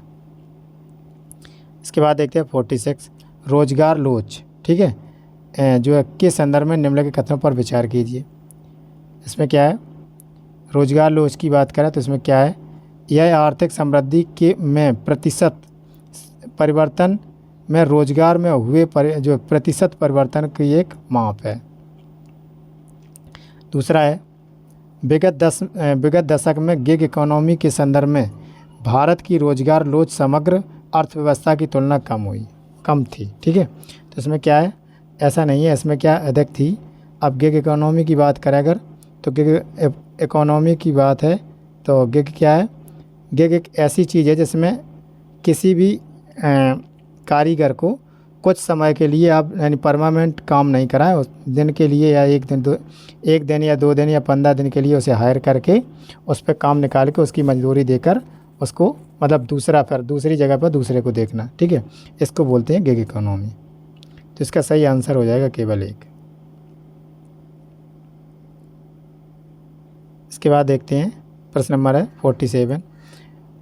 86वें संविधान संशोधन अधिनियम 2002 के संदर्भ में निम्नलिखित कथनों पर विचार कीजिए। कथन नंबर 1 है, यह 6 वर्ष से कम आयु के बच्चों की आरंभिक देखभाल और शिक्षा प्रदान करने में संबंध उपबंध करता है, ठीक है। तो इसमें क्या है? अगला है, इस अधिनियम के अनुसार प्रत्येक नागरिक का यह मूल कर्तव्य होगा कि 3 से 14 वर्ष, ठीक है, ये नहीं है, 6 से 14 वर्ष है, ठीक है। तो ये आपका गलत हो जाएगा, आपका सही आंसर हो जाएगा केवल और केवल एक। अगला प्रश्न है, भारत में जो ट्रेडमार्क के संदर्भ में निम्नलिखित कथनों पर विचार कीजिए। इसमें क्या है? भारत में ट्रेडमार्क माल का भौगोलिक प्रदर्शन यानी रजिस्ट्रेशन और संरक्षण अधिनियम 1999 द्वारा सामुदायिक रूप से संरक्षित और शासित है, ठीक है। ये क्या है? ये ट्रेडमार्क जो है। अब दूसरा है, भारत में पंजीकृत ट्रेडमार्क आवेदन दाखिल करने की तिथि 20 वर्ष तक, ये क्या 10 वर्ष तक है, 10 वर्ष तक वैध है, ठीक है। इसके बाद जो है इसमें क्या है? भारतीय अधिकार जो व्यापारिक चिन्ह ट्रेडमार्क अधिनियम एक सामुदायिक रूप में संरक्षित है, ठीक है। इस अधिनियम के तहत जो क्या करते हैं? संरक्षण और प्रबंधन और पेटेंट करते हैं, ठीक है। डिजाइन ट्रेडमार्क और इसमें महानियंत्रकी द्वारा किया जाता है, ठीक है। तो इसमें क्या है? संरक्षित शासित है। तो इसमें क्या है? दोनों ही कथन आपके गलत है। इसके बाद देखते हैं अगला प्रश्न है प्रश्न नंबर 49। इसमें क्या है? एशियाई जलपक्षी गणना जो AWC 2023 के संदर्भ में निम्नलिखित कथनों पर विचार कीजिए। यह एक कन्वेंशन ऑन माइग्रेटरी स्पीच यानी CMS द्वारा CMS द्वारा आयोजित किया जाता है, ठीक है। दूसरा है, हाल ही में गणना में यह ज्ञात हुआ कि केरल के अल्पजा क्षेत्र में आने वाले कुछ प्रवासी जल पक्षियों में किसी जो विशेष रूप से बतख की प्रजातियों की आबादी बढ़ रही है। तीसरा है, भारत में AWC का संचालन Bombay natural history society BNHS और जो है वेटलैंड इंटरनेशनल द्वारा संयुक्त रूप से किया जाता है, ठीक है। तो इसमें क्या है? आपका तीसरा कथन आपका सही है और दूसरा और जो है पहला और दूसरा आपका गलत है, क्योंकि इसमें जो है वृद्धि में आबादी में जो है कम नहीं हुई है, इसमें क्या है? वो वृद्धि नहीं हुई है, इसमें कमी हुई है, ठीक है। और इसमें क्या है? एशियाई जलपक्षी जो है एक वार्षिक कार्यक्रम है, ठीक है। ये क्या? ये अलग है, AWS ये CMS के अंतर्गत नहीं आता। इसके बाद देखते हैं प्रश्न नंबर 50। इसमें क्या है?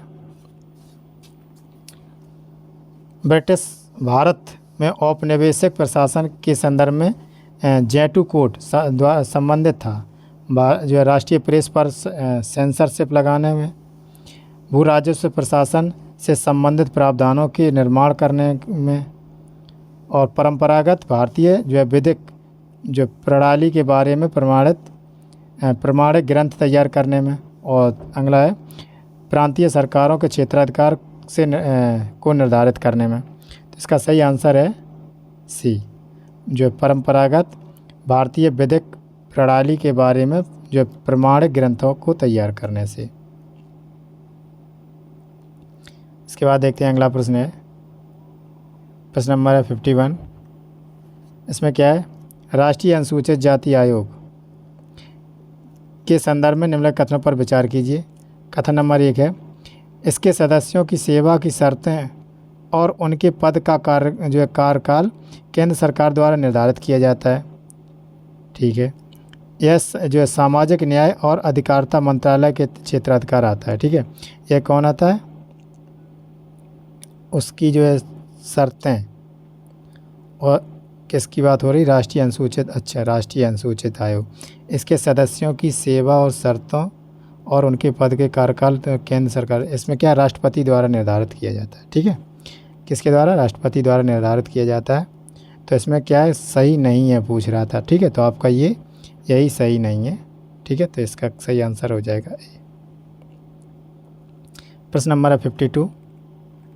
इसमें क्या है, जो जैव विविधता, विरासत स्थल और राज्य, ठीक है, बायोडाइवर्सिटी और स्टेट। इसके बाद क्या है, इसमें देखना है इसमें कौन सा सही है। जो अमीनपुर की बात करें, अमीनपुर झील जो है ये कहाँ पर स्थित है, ये तेलंगाना में स्थित है, ये आंध्र प्रदेश में स्थित नहीं है। ठीक है, इसके बाद जो है अरिपट्टा पट्टी गांव, ये कहाँ पर है, तमिलनाडु में है। ठीक है, ये आपका सही है। और अम्बरगुड्डा जो है केरल, ये कहाँ पर है, अम्बरगुड्डा कहाँ पर है, कर्नाटक में स्थित है। ठीक है, तो इसका सही है, केवल 2 आपका इसका सही है। इसके बाद देखते हैं प्रश्न नंबर 53। निधि आधारित उधार दर की सीमांत लागत MCLR के संदर्भ में निम्नलिखित कथनों पर विचार कीजिए। इसका क्या है, कथन है MCLR वह अधिकतम ब्याज दर है जिसके ऊपर बैंक उधार नहीं दे सकती। अगला है, इसे RBI द्वारा निर्धारित किया जाता है और तिमाही आधार पर इसकी समीक्षा की जाती है।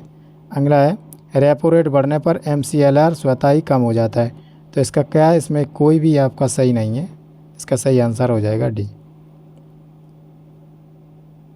इसके बाद है 54। इसमें क्या है, ग्रीन अर्बन ओसेस प्रोग्राम के संदर्भ में निम्नलिखित कथनों पर विचार कीजिए। कथन नंबर 1 है, यह एक ऐसा कार्यक्रम है जो विश्व में शुष्क शहरी क्षेत्रों में मुख्य रूप से शहरी वानिकी और हरित रणनीतियों को विकसित करता है। दूसरा कथन है, यह संयुक्त राष्ट्र खाद्य एवं कृषि संगठन FAO की एक पहल है। ठीक है, तो इसमें क्या है, दोनों ही आपके सही हैं। अगला प्रश्न है 55।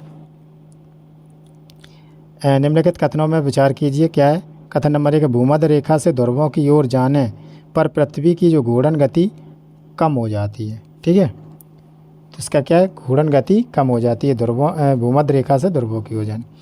कॉरियोलिसिस बल पृथ्वी की घूर्णन गति में वृद्धि के साथ बढ़ता है, इसमें क्या वृद्धि के साथ कम होता है। ठीक है, तो इसका सही कथन है केवल 1। इसके बाद देखते हैं 56। इसमें क्या है, भारत में न्यायिक समीक्षा के सिद्धांत के संदर्भ में निम्नलिखित कथनों पर विचार कीजिए।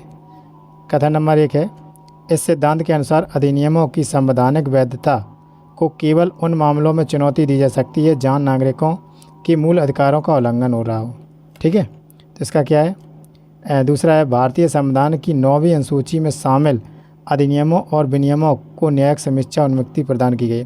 ठीक है, देखिए 9वीं अनुसूची की है, जो इसमें सूचियाँ हैं, समवर्ती सूची और राज्य सूची और संघ सूची, तो इसमें इसकी न्यायिक समीक्षा की कोई वो नहीं है। दूसरा गलत है, दूसरा भी गलत है। पहला, संवैधानिक वैधता को केवल उन मामलों में केवल चुनौती दी जा सकती है। ठीक है, जहां नागरिकों के मूल अधिकार, इसमें क्या है, आप एक जगह पर कोई सीमित नहीं है। ठीक है, मूल अधिकारों के अलावा भी और भी तरह के जो है अगर हो तो उसमें भी चुनौती दी जा सकती है। तो क्या है, उल्लंघन होने पर अगर किसी बात की है तो उसमें चुनौती दी जा सकती है। तो इसमें क्या, डी आपका ऑप्शन सही है।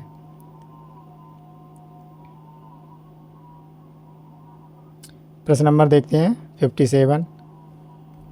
इसमें क्या है, राष्ट्रीय वरिष्ठ नागरिक परिषद के संदर्भ में निम्नलिखित कथनों पर विचार कीजिए।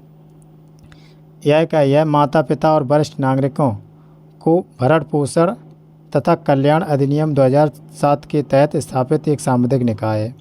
इसकी अध्यक्षता केंद्रीय सामाजिक न्याय अधिकारिता मंत्रालय करता है। 2 तो आपका सही है। ठीक है, आपका ये एक गलत क्यों है कि वरिष्ठ नागरिकों की नहीं है, उसके प्रावधान जो है ये कौन सा है, उसके उत्तराधिकारी या संतान। ठीक है, माता पिता और उसके उत्तराधिकारी की बात की गई, किसी वरिष्ठ नागरिक की बात नहीं की गई। ठीक है, अब वो वरिष्ठ हो या ना हो, बस उसकी संतान हो तो उसका दायित्व बनता है। ठीक है, तो इसका सही आंसर क्या है, केवल बी। प्रश्न नंबर देखते हैं 58। भारत में चिट फंड के संदर्भ में निम्नलिखित कथनों में से कथनों पर विचार कीजिए। तो इसमें क्या है, चिट फंड को भारतीय रिजर्व बैंक द्वारा गैर बैंकिंग वित्तीय कंपनियों की परिभाषा में शामिल किया गया है। ठीक है, तो इसमें क्या है, दूसरा है चिट फंड को जमायत जो है स्वीकार करने से प्रतिबंध किया गया है। चिट फंड को कॉरपोरेट कार्य मंत्रालय द्वारा विनियमित किया, इसमें क्या राज्य सरकार द्वारा विनियमित किया जाता है। ठीक है, तो इसका सही आंसर हो जाएगा आपका 1 और 2। इसमें क्या है, प्रश्न नंबर है 59, सिलिकॉन के संदर्भ में निम्नलिखित कथनों पर विचार कीजिए। कथन नंबर 1 है भारत विश्व के शीर्ष पाँच सिलिकॉन उत्पादकों में से एक है। इसके बाद देखते हैं अगला प्रश्न है, यह ढलवा लोहे के मुख्य घटकों में से एक है जिसका उपयोग नॉन स्टिक कुकवेयर बनाने के लिए किया जाता है। तीसरा कथन है यह अर्धचालक उद्योग के बड़े पैमाने का उपयोग किया जाता है। ठीक है, तो इसमें क्या है आपका 2 और 3 सही है। इसमें क्या है, शीर्ष 5 देशों में नहीं है। ठीक है, इसमें क्या है, शीर्ष 5 देशों में नहीं है, इसका स्थान शायद में 14वां है। ठीक है, नहीं 14वां नहीं है, इसमें क्या है 11वें स्थान पर है। ठीक है, इसमें क्या है 11वें स्थान पर है, 5वें स्थान पर नहीं है, सिलिकॉन की बात करें। ठीक है, तो इसका सही आंसर हो जाएगा कौन सा, 2 और 3। इसके बाद देखते हैं प्रश्न नंबर है 60, जो निम्नलिखित कथनों पर विचार कीजिए। युग्मों पर हमें युग्म मिलाने हैं। ठीक है, तो इसमें देखना है जो मानसहरा है, ये मानसहरा को जो अभिलेख है, ठीक है, अशोक का अभिलेख है, मानसहरा का किसमें है, प्राकृतिक भाषा में अगर अशोक का अभिलेख है। ठीक है, और तच से जो दूसरा है सर ए कुना, ये क्या ग्रीक आर्जमेइक में है, और तक्षशिला ये कौन सी है, ब्राही लिपि में है। ठीक है, इसमें क्या बताएगा, तक्षशिला जो है जो पूर्वी अफगानिस्तान में है, इसमें कौन सा, अरमेक लिपि में लिखा गया। ठीक है, अरमेक लिपि। तो इसमें क्या है, तीसरा 1 और 2 सही है आपके। प्रश्न नंबर 61 भारत में प्रचलित धार्मिक प्रथाओं के संदर्भ में दिव्य व्यक्ति के रूप में प्रकट अमिताभ और अभिताभ्यम का वर्णन किया गया है। ठीक है, तो ये किस में किया गया है, ये बौद्ध धर्म में किया गया है। ठीक है, देखिए इस तरीके से कठिन कठिन प्रश्न आपको जो है कठिन कठिन शब्द मिलते हैं, जो आप पूरी जितनी भी किताब पढ़ डालिए, जो भी पढ़ डालिए, लेकिन ऐसे शब्द आपको नहीं मिलेंगे। इसीलिए तो ये टेस्ट सीरीज बहुत महत्वपूर्ण हो जाती है लगाने के लिए। इसमें क्या है 62, जो भारतीय जो मृदा द्रवीकरण के संदर्भ में निम्नलिखित कथनों पर विचार कीजिए। अब कथन नंबर 1 है, जो मृदा द्रवीकरण की स्थिति तब उत्पन्न होती है जब मृदा का प्रभावी तनाव उसकी अधिकतम अपरूपता क्षमता तक बढ़ जाता है। दूसरा है जो किले की तुलना में रेतीली मृदा द्रवीकरण के प्रति अधिक संवेदनशील होती है। तीसरा कथन है यह ढलानों और व्यापक भूस्खलन है और इमारतों की नींव और दरार के कारण में बन सकती है। ठीक है, तो आपका 2 और 3 आपका सही है। ठीक है, आपका सही आंसर हो जाएगा 1। अगर मृदा द्रवीकरण की बात करें तो इसमें क्या है,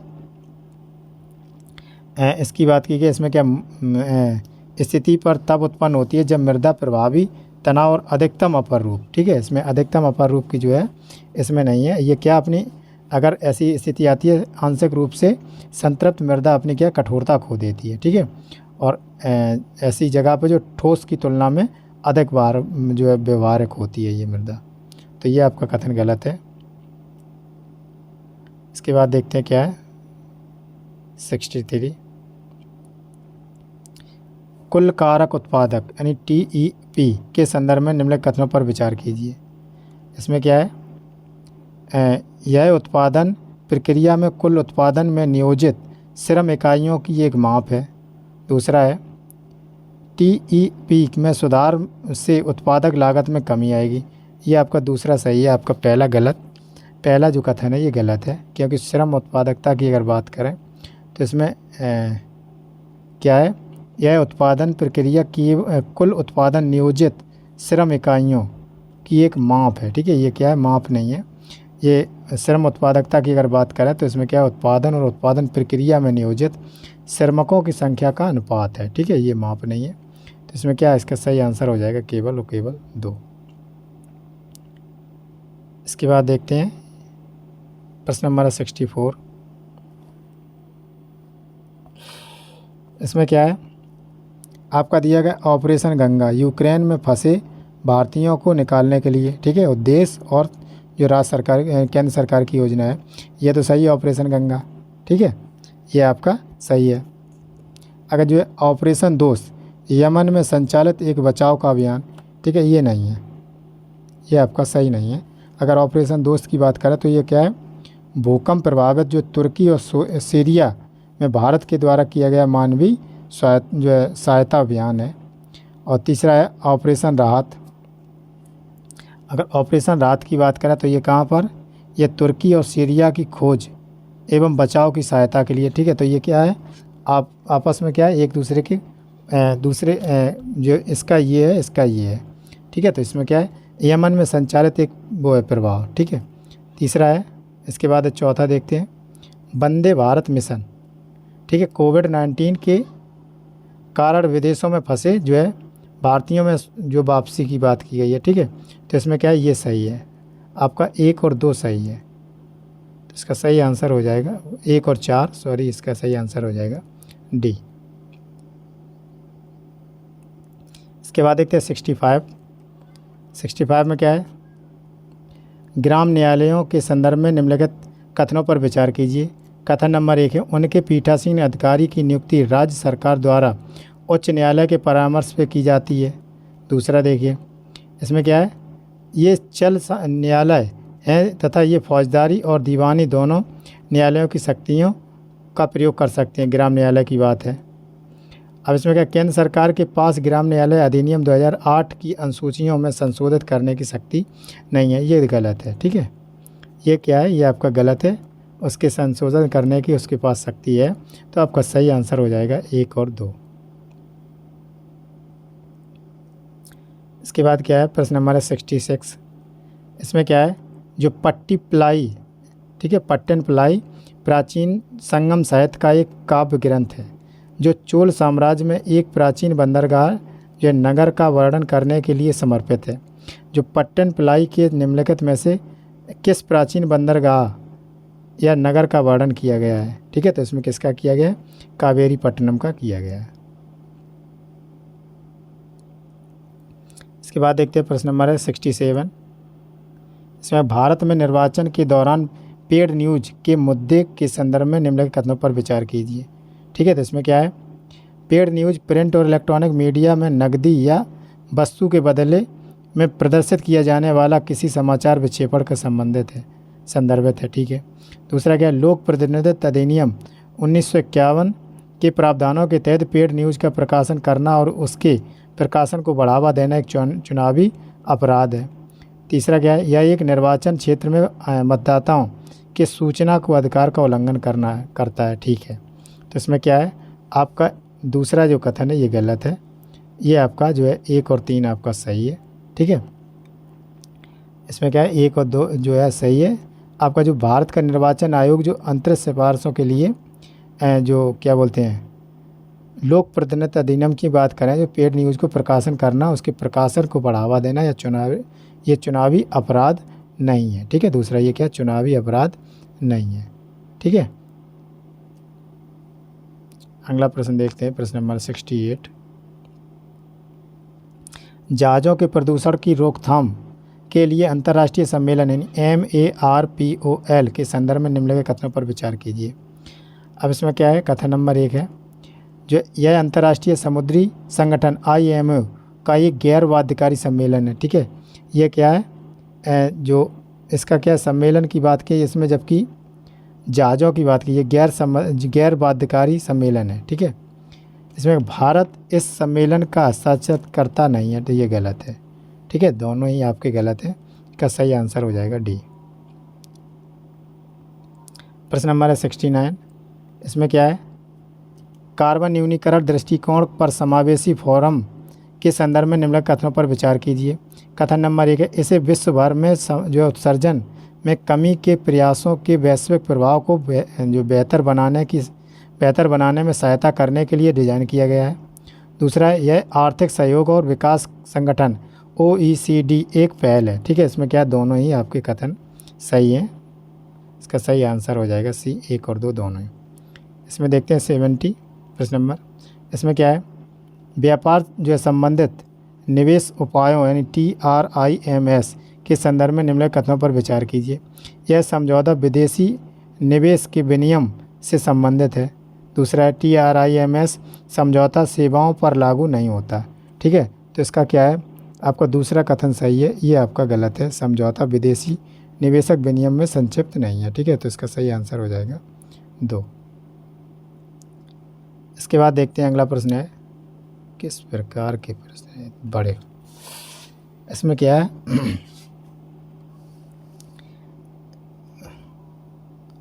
अब पेट्रोलियम एवं प्राकृतिक गैस विनियामक बोर्ड PNGRB के संदर्भ में निम्नलिखित कथनों पर विचार कीजिए। इस बोर्ड को कच्चे तेल और प्राकृतिक गैस को उत्पादन और प्रसंस्करण दोनों को विनियमित करने के लिए अधिशेषित किया गया है। दूसरा है PNGRB गैस और पेट्रोलियम के लिए जो है ट्रांसमिशन जो है पारेषण बोलते हैं इसे, पाइपलाइनों की जो है स्थापना, विस्तार और विनियमित करता है। दूसरा है PNGRB के निर्णयों के विरुद्ध अपील विद्युत अपीलीय अधिकरण में के समक्ष की जा सकती है। आपका ये दूसरा और तीसरा ये आपका सही है। ठीक है, ये आपका पहला गलत है। कच्चे तेल और उत्पादन का प्रसंस्करण है जो आदेशित नहीं करता है। ठीक है, इसमें क्या आदेशित नहीं करता है, तो ये गलत है। अधिशेषित का मतलब है ऑर्डर, तो ये गलत है। तो आपके सही आंसर हो जाएंगे 2 और 3। इसके बाद देखते हैं प्रश्न नंबर 72। इसमें क्या है, प्रकाश विद्युत प्रभाव के संदर्भ में निम्नलिखित कथनों पर विचार कीजिए। प्रकाश विद्युत प्रभाव जिस पर जो है फोटोवोल्टिक प्रौद्योगिकी आधारित है की व्याख्या अल्बर्ट आइंस्टीन द्वारा की गई थी। ठीक है, तो इसमें क्या है, प्रकाश विद्युत प्रभाव प्रकाश की तरंग प्रकृति को प्रदर्शित करता है, ये गलत है। आपका ये क्या है, ये एक आपका सही है।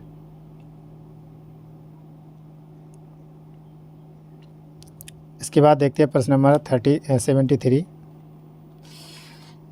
इसमें क्या, हाल ही में सुर्खियों में रहने वाला जो अवसंरचना के लिए संसाधन समर्पित वित्त पोषण RFI मॉडल को निम्नलिखित में से कौन सा सर्वोत्तम रूप वर्णित करता है।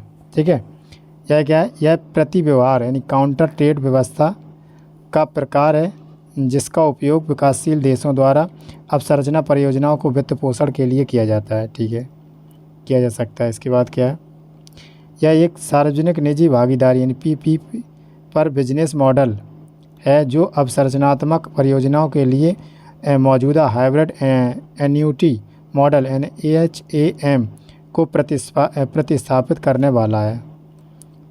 फिर इसका क्या है, यह जो है निम्न आय वाले देशों की अवसंरचना परियोजनाओं को वित्त पोषण में जोखिम और आकलन करने के लिए बहुपक्षीय बैंकों द्वारा उपयोग किया जाने वाला एक वित्तीय साधन है। तीसरा है, अगला है, यह अमेरिका के नेतृत्व वाला इंफ्रास्ट्रक्चर फाइनेंशियल मॉडल है जिसे चीन की बेल्ट एंड रोड इनिशिएटिव प्रत्युत्तर में देखा जा सकता है। तो इसका क्या सही आंसर मेरे ख्याल से ए है। ठीक है, क्वेश्चन थोड़ा बड़ा था, कंफर्म नहीं कर सकते, लेकिन ये लगभग ए सही है। इसके बाद देखते हैं प्रश्न नंबर है 74।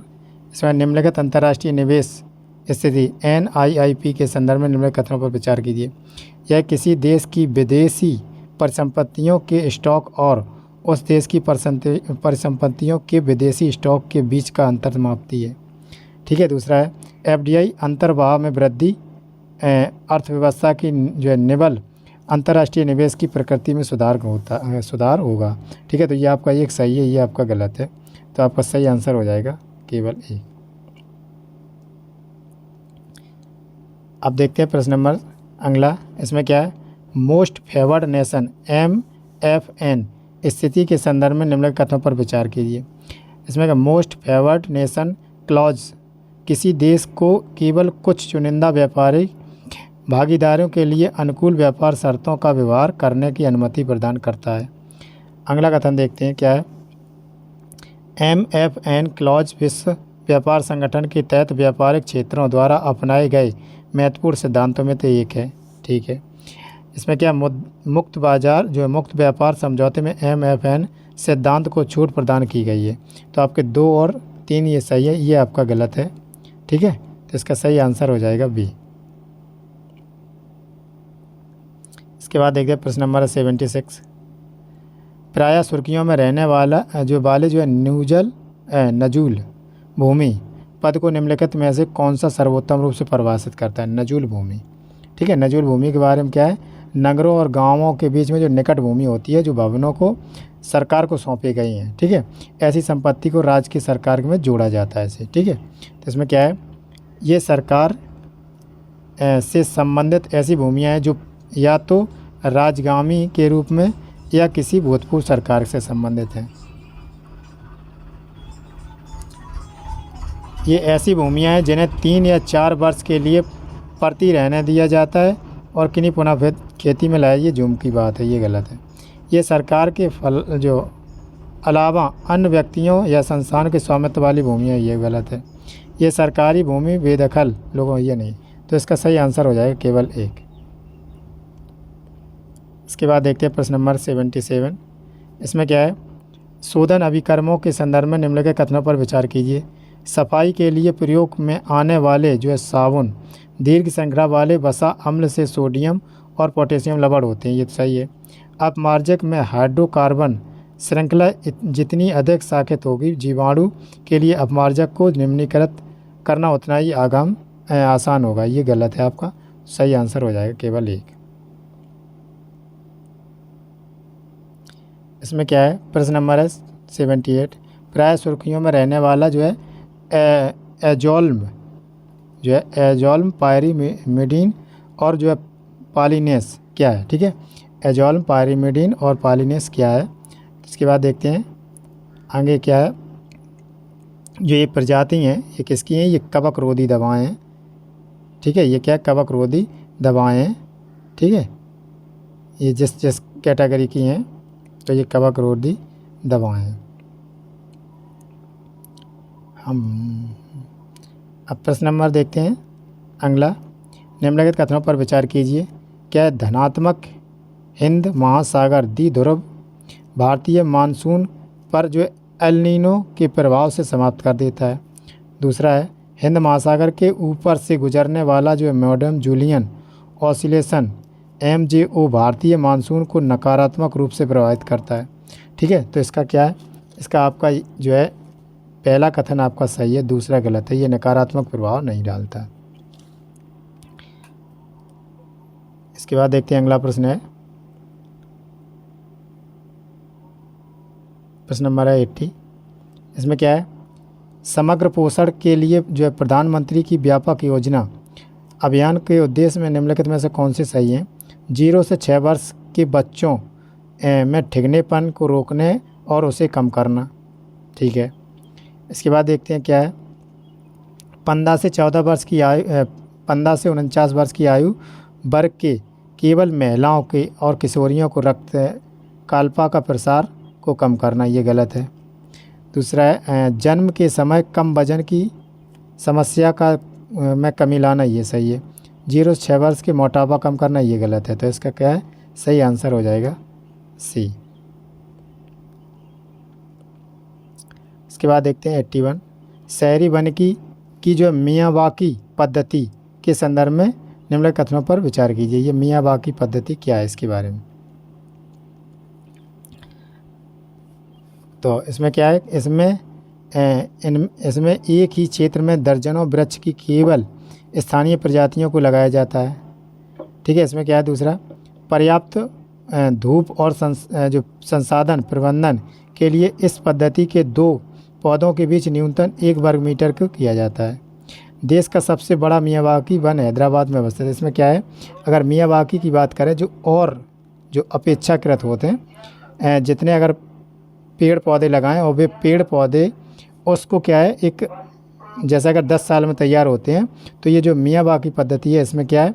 वो जल्दी से जल्दी तैयार होने में सक्षम होते हैं। ठीक है, तो इसमें क्या है? उसमें वो जल्दी से जल्दी तैयार होने में सक्षम होते हैं, और ये सही है हैदराबाद। और इसमें ये दो जो है दर्जनों पौधे केवल स्थानीय प्रजातियों में लगाया जाता है। ठीक है, 2 ऑप्शन सही है, ये आपका गलत है। 1 वर्ग मीटर की बात नहीं है इसमें, तो इसमें सही आंसर हो जाएगा 1 और 3। प्रश्न नंबर 82। अमूर्तीकरण के संदर्भ में निम्नलिखित कथनों पर विचार कीजिए। इसमें क्या है? यह भौतिक शहरों और प्रतिभूतियों को डिजिटल या इलेक्ट्रॉनिक रूप से परिवर्तित करने की प्रक्रिया है। ठीक है। इसके बाद क्या है, भारत में जो सभी नई बीमा पॉलिसियों को दिसंबर 2022 में अनिवार्य रूप से अमूर्त रूप में जारी करना होगा। ठीक है। तो इसके दोनों ही कथन आपके सही हैं, तो इसका सही आंसर हो जाएगा सी।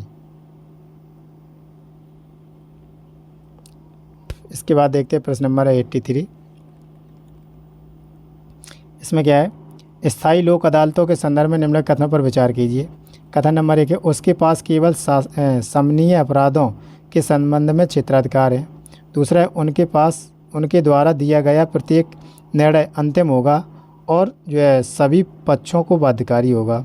तीसरा कथन है, केंद्र सरकार समय समय पर उनके आर्थिक क्षेत्राधिकार की में वृद्धि कर सकती है। ठीक है। तो इसमें क्या आपके 2 और 3 आपके सही है। ठीक है, ये कथन गलत है। उसके पास शासनीय अपराधों का संबंध का क्षेत्राधिकार नहीं होगा। ठीक है। इसके बाद देखते हैं अगला प्रश्न क्या है, निम्नलिखित में से कौन सा जो किसान आंदोलन 24 परगना जिले में के विभिन्न हिस्सों में जो वर्गदारी अधिनियम के कानून को लागू होने से संबंधित है। ठीक है। तो ये कौन सा है, ये तेभागा आंदोलन है। अगला है प्रश्न नंबर 85। इसमें क्या है, एक मिनट, ये समुद्र से प्राप्त होते हैं। इनका निर्माण समुद्र सूक्ष्म जीवों के कैल्शियम और सिलिका युक्त खोल द्वारा कंकाल के अवशेषों से होता है। इनका सृजन आटे जैसा बहुत ही महीन होता है। ठीक है। और ये या तो संचित निक्षेपों के रूप में निलंबित रूप में पाए जाते हैं। तो ये किसकी बात की गई है, ये उज्जर की बात की गई है। ठीक है। इसके बाद देखते हैं प्रश्न नंबर 86। इसमें क्या है, सिंधु नदी तंत्र की निम्नलिखित नदियों में उत्तर से दक्षिण की दिशा में, उत्तर यानी नॉर्थ टू साउथ की दिशा में हमें व्यवस्थित करना है। ठीक है। तो सबसे पहले देखते हैं जो है झेलम। ठीक है। सबसे ऊपर कौन है, झेलम। झेलम के बाद कौन सी है, चिनाब। ठीक है। दूसरे नंबर है चिनाब और तीसरे नंबर कौन सी है, चिनाब के बाद है रावी और रावी के बाद है सतलज। ठीक है। सतलज 4 नंबर पर, इसका सही आंसर हो जाएगा आपका सी। निम्नलिखित में से कौन से जो है आंतरिक प्रदूषण के स्रोत हैं। ठीक है। इंटरनल प्रदूषण की बात की गई है, तो कौन से स्रोत हैं, तो इसमें का रेडान, वाष्पशील कार्बनिक यौगिक, ओजोन, कार्बन मोनोऑक्साइड। ठीक है। तो इसमें क्या है, चारों के चारों ही है। इसके बाद देखते हैं अगला प्रश्न है, जो 5वीं शताब्दी में बौद्ध विद्वान हैं, उन्होंने श्रीलंका की यात्रा की और कई बौद्ध टीकाओं का पाली में अनुवाद किया और जो है शिशु दिग्गम या शुद्धि के मार्ग की रचना की, जो कि बुद्ध से मुक्त पथ पर जो है थेरवाद की समझ को एक व्यापक सारांश का जो है विश्लेषण करते हैं। उपयुक्त परिच्छेद में से किसका वर्णन करते हैं। ठीक है। तो ये किसका वर्णन करते हैं, ये नागार्जुन का वर्णन करते हैं। इसके बाद देखते हैं अगला प्रश्न है, प्रायः जो है सुर्खियों में रहा परजीवी कवक जो है कार्डिजेप्स और मिलिट्रिस और किसको संदर्भित करता है। ठीक है। ये किसको संदर्भित करता है, ये जैव उर्वरकों के उत्पादन को नहीं, या आनुवंशिक रूप से संशोधित जो है फसली पौधों को नहीं, जैव संशोधित नैनो गोल्ड कणों को उत्पादन, ये सही है। ठीक है। इसके बाद देखते हैं अगला प्रश्न है,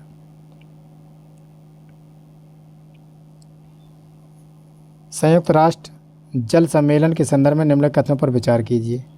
ठीक है। इसका क्या है,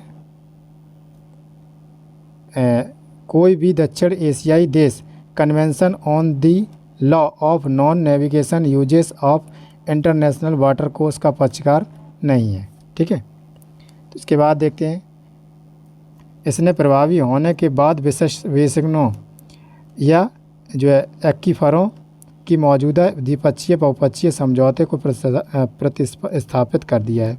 तीसरा है, यह सम्मेलन एकमात्र कानूनी रूप से बाध्यकारी समझौता है जो साझा जल संसाधनों को सतत उपबंध करने बढ़ावा, ठीक है, ये सही है आपका। एक और 3 आपका सही है, ठीक है। तो इसका सही आंसर हो जाएगा सी। इसके बाद देखते हैं अगला प्रश्न है, प्रश्न नंबर है 91। पंजाब में हुए कूफा आंदोलन के संदर्भ में निम्नलिखित कथनों पर विचार कीजिए। कथन देखते हैं क्या क्या है। यह नागधारी संप्रदाय के आदर्शों में अत्यधिक प्रभावित है, ठीक है।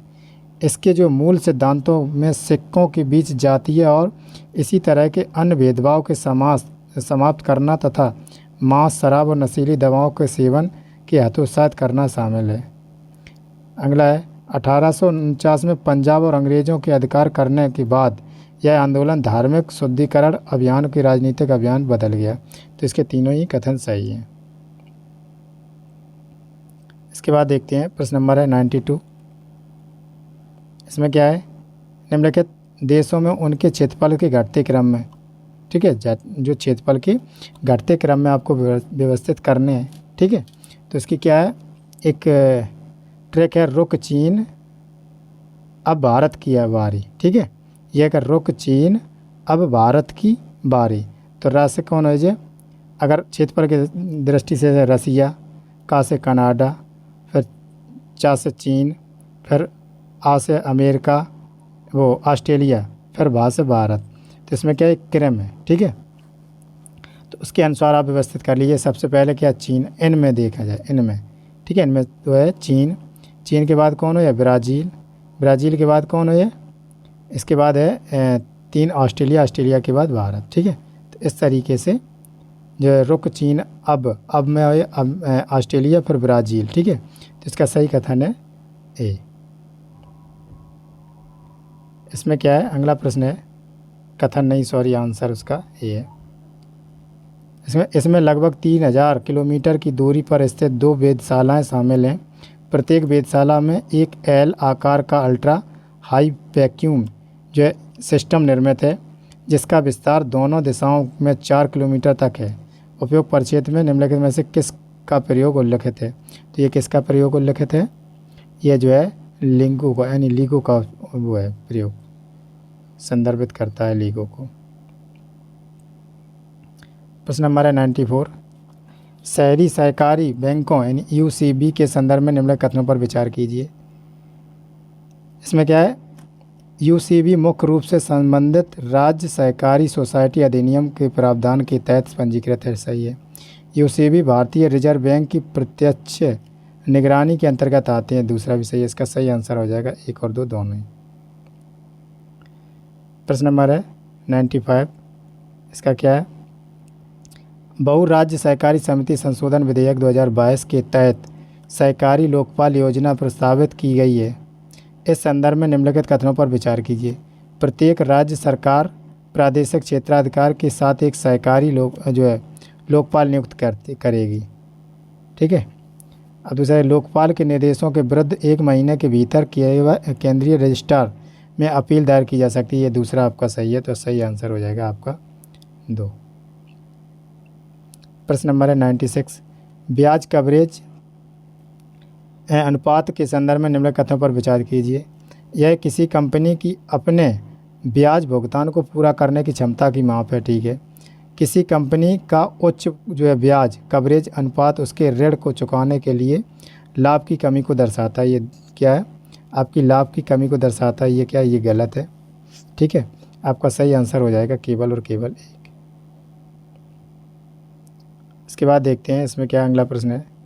प्रश्न नंबर है 97। मंदिर वास्तुकला और मूर्तियों के संदर्भ में निम्नलिखित कथनों पर कौन सा सही नहीं है, ठीक है। माउंट आबू में जैन मंदिरों का निर्माण विमल शाह द्वारा करवाया गया था, ठीक है।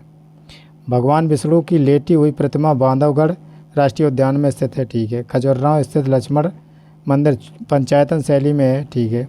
इसमें क्या, मोढेरा स्थित सूर्य मंदिर का निर्माण चंदेलों ने कराई, ये गलत है, ठीक है। तो आपका यही आंसर जो है सही हो जाएगा। इसके बाद देखते हैं 98। निम्नलिखित युग्मों पर विचार कीजिए, ठीक है। तो इसमें देखना है युग्म कौन कौन से सही सुमेलित है। तो पहला है जो है कलमकारी जो कला कहाँ की है, ये दिखाया गया है कि उसमें मिलान करना है, ठीक है। ये जो है आपकी आंध्र प्रदेश, ठीक है। कलमकारी जो है ये आंध्र प्रदेश है, तो इसमें क्या है, ये सही सुमेलित है। और लकड़ी की कावड़ ये तमिलनाडु इसमें है, ये सही सुमेलित नहीं है, ठीक है। अगर कावड़ की बात करें तो कहाँ पर है, इसका जो है तमिलनाडु नहीं है, इसका क्या ध्यान नहीं है, चित्तौड़गढ़, ठीक है, इसमें इसका वो अलंकृत मिलता है। फिर इसके बाद चेरियल, ठीक है, चेरियल क्या है, ये आपका तेलंगाना से है, तो इसमें केवल 2 युग्म सही सुमेलित हैं। इसके बाद देखते हैं 99 प्रश्न नंबर, जो है हेट स्पीच के संदर्भ में निम्नलिखित कथनों पर विचार कीजिए। यह संविधान में हेट स्पीच है उल्लिखित आधारों में से एक है जिस पर राज्य वाक्य और अभिव्यक्ति की स्वतंत्रता के अधिकार के प्रयोग पर युक्तियुक्त प्रतिबंध के तहत उचित प्रतिबंध अध्यारोपित कर सकता है। दूसरा है आईपीसी की धारा 295A हेट स्पीच के जाति, धर्म या लिंग जैसी अंतर्निहित विशेषताओं के आधार पर किसी समूह या किसी व्यक्ति को लक्षित करने वाले आक्रामक वक्तव्य को परिभाषित कर सकती है, ठीक है। तो इसका क्या है, इसमें कोई भी आपका सही नहीं है, ठीक है। इसमें जो आईपीसी की धारा 295 नहीं है, ठीक है। और इसमें क्या है, युक्तियुक्त उत्पन्नों, अगर हम इसकी बात करें तो ये क्या आर्टिकल 19(2) के तहत है, ठीक है। और 295 के क्या है, हेट स्पीच को इसको जो है परिभाषित नहीं किया गया, इसके दोनों ही गलत है। तो आज का देखते हैं अगला अंतिम प्रश्न है, ठीक है। अगर आपको इसकी पीडीएफ चाहिए तो आप कमेंट करके बता दीजिए, ठीक है, तो हम आपको पीडीएफ जो है प्रोवाइड कर देंगे। युक्ति कल्पत्रु संस्कृत भाषा में रचित एक जो प्रसिद्ध ग्रंथ है। यह जो ग्रंथ जहाज निर्माण में प्रयुक्त विभिन्न तकनीकों के बारे में विस्तृत विवरण प्रदान करता है। इसमें जो रत्नों, तलवारों, घोड़ों, हथियारों, गहनों और झंडों इत्यादि के चयन जैसी कई अल्प विषयों की भी उल्लेख किया गया है। निम्नलिखित में से किस राजा ने उपयुक्त परिच्छेद में वर्णन ग्रंथों की जो है रचना की है उसे संकलित किया है, ठीक है। तो इसका सही आंसर हो जाए परमार वंश के भोज, ठीक है। तो इसी के साथ जो आज का वीडियो है समाप्त हुआ। मिलते हैं अगले नए वीडियो में। और अगर आपको इसका पीडीएफ चाहिए तो आप कमेंट कर दीजिए, हम आपको टेलीग्राम चैनल का लिंक दे देंगे, तो आपको इसका पीडीएफ मिल जाएगा। इसी के साथ नमस्कार।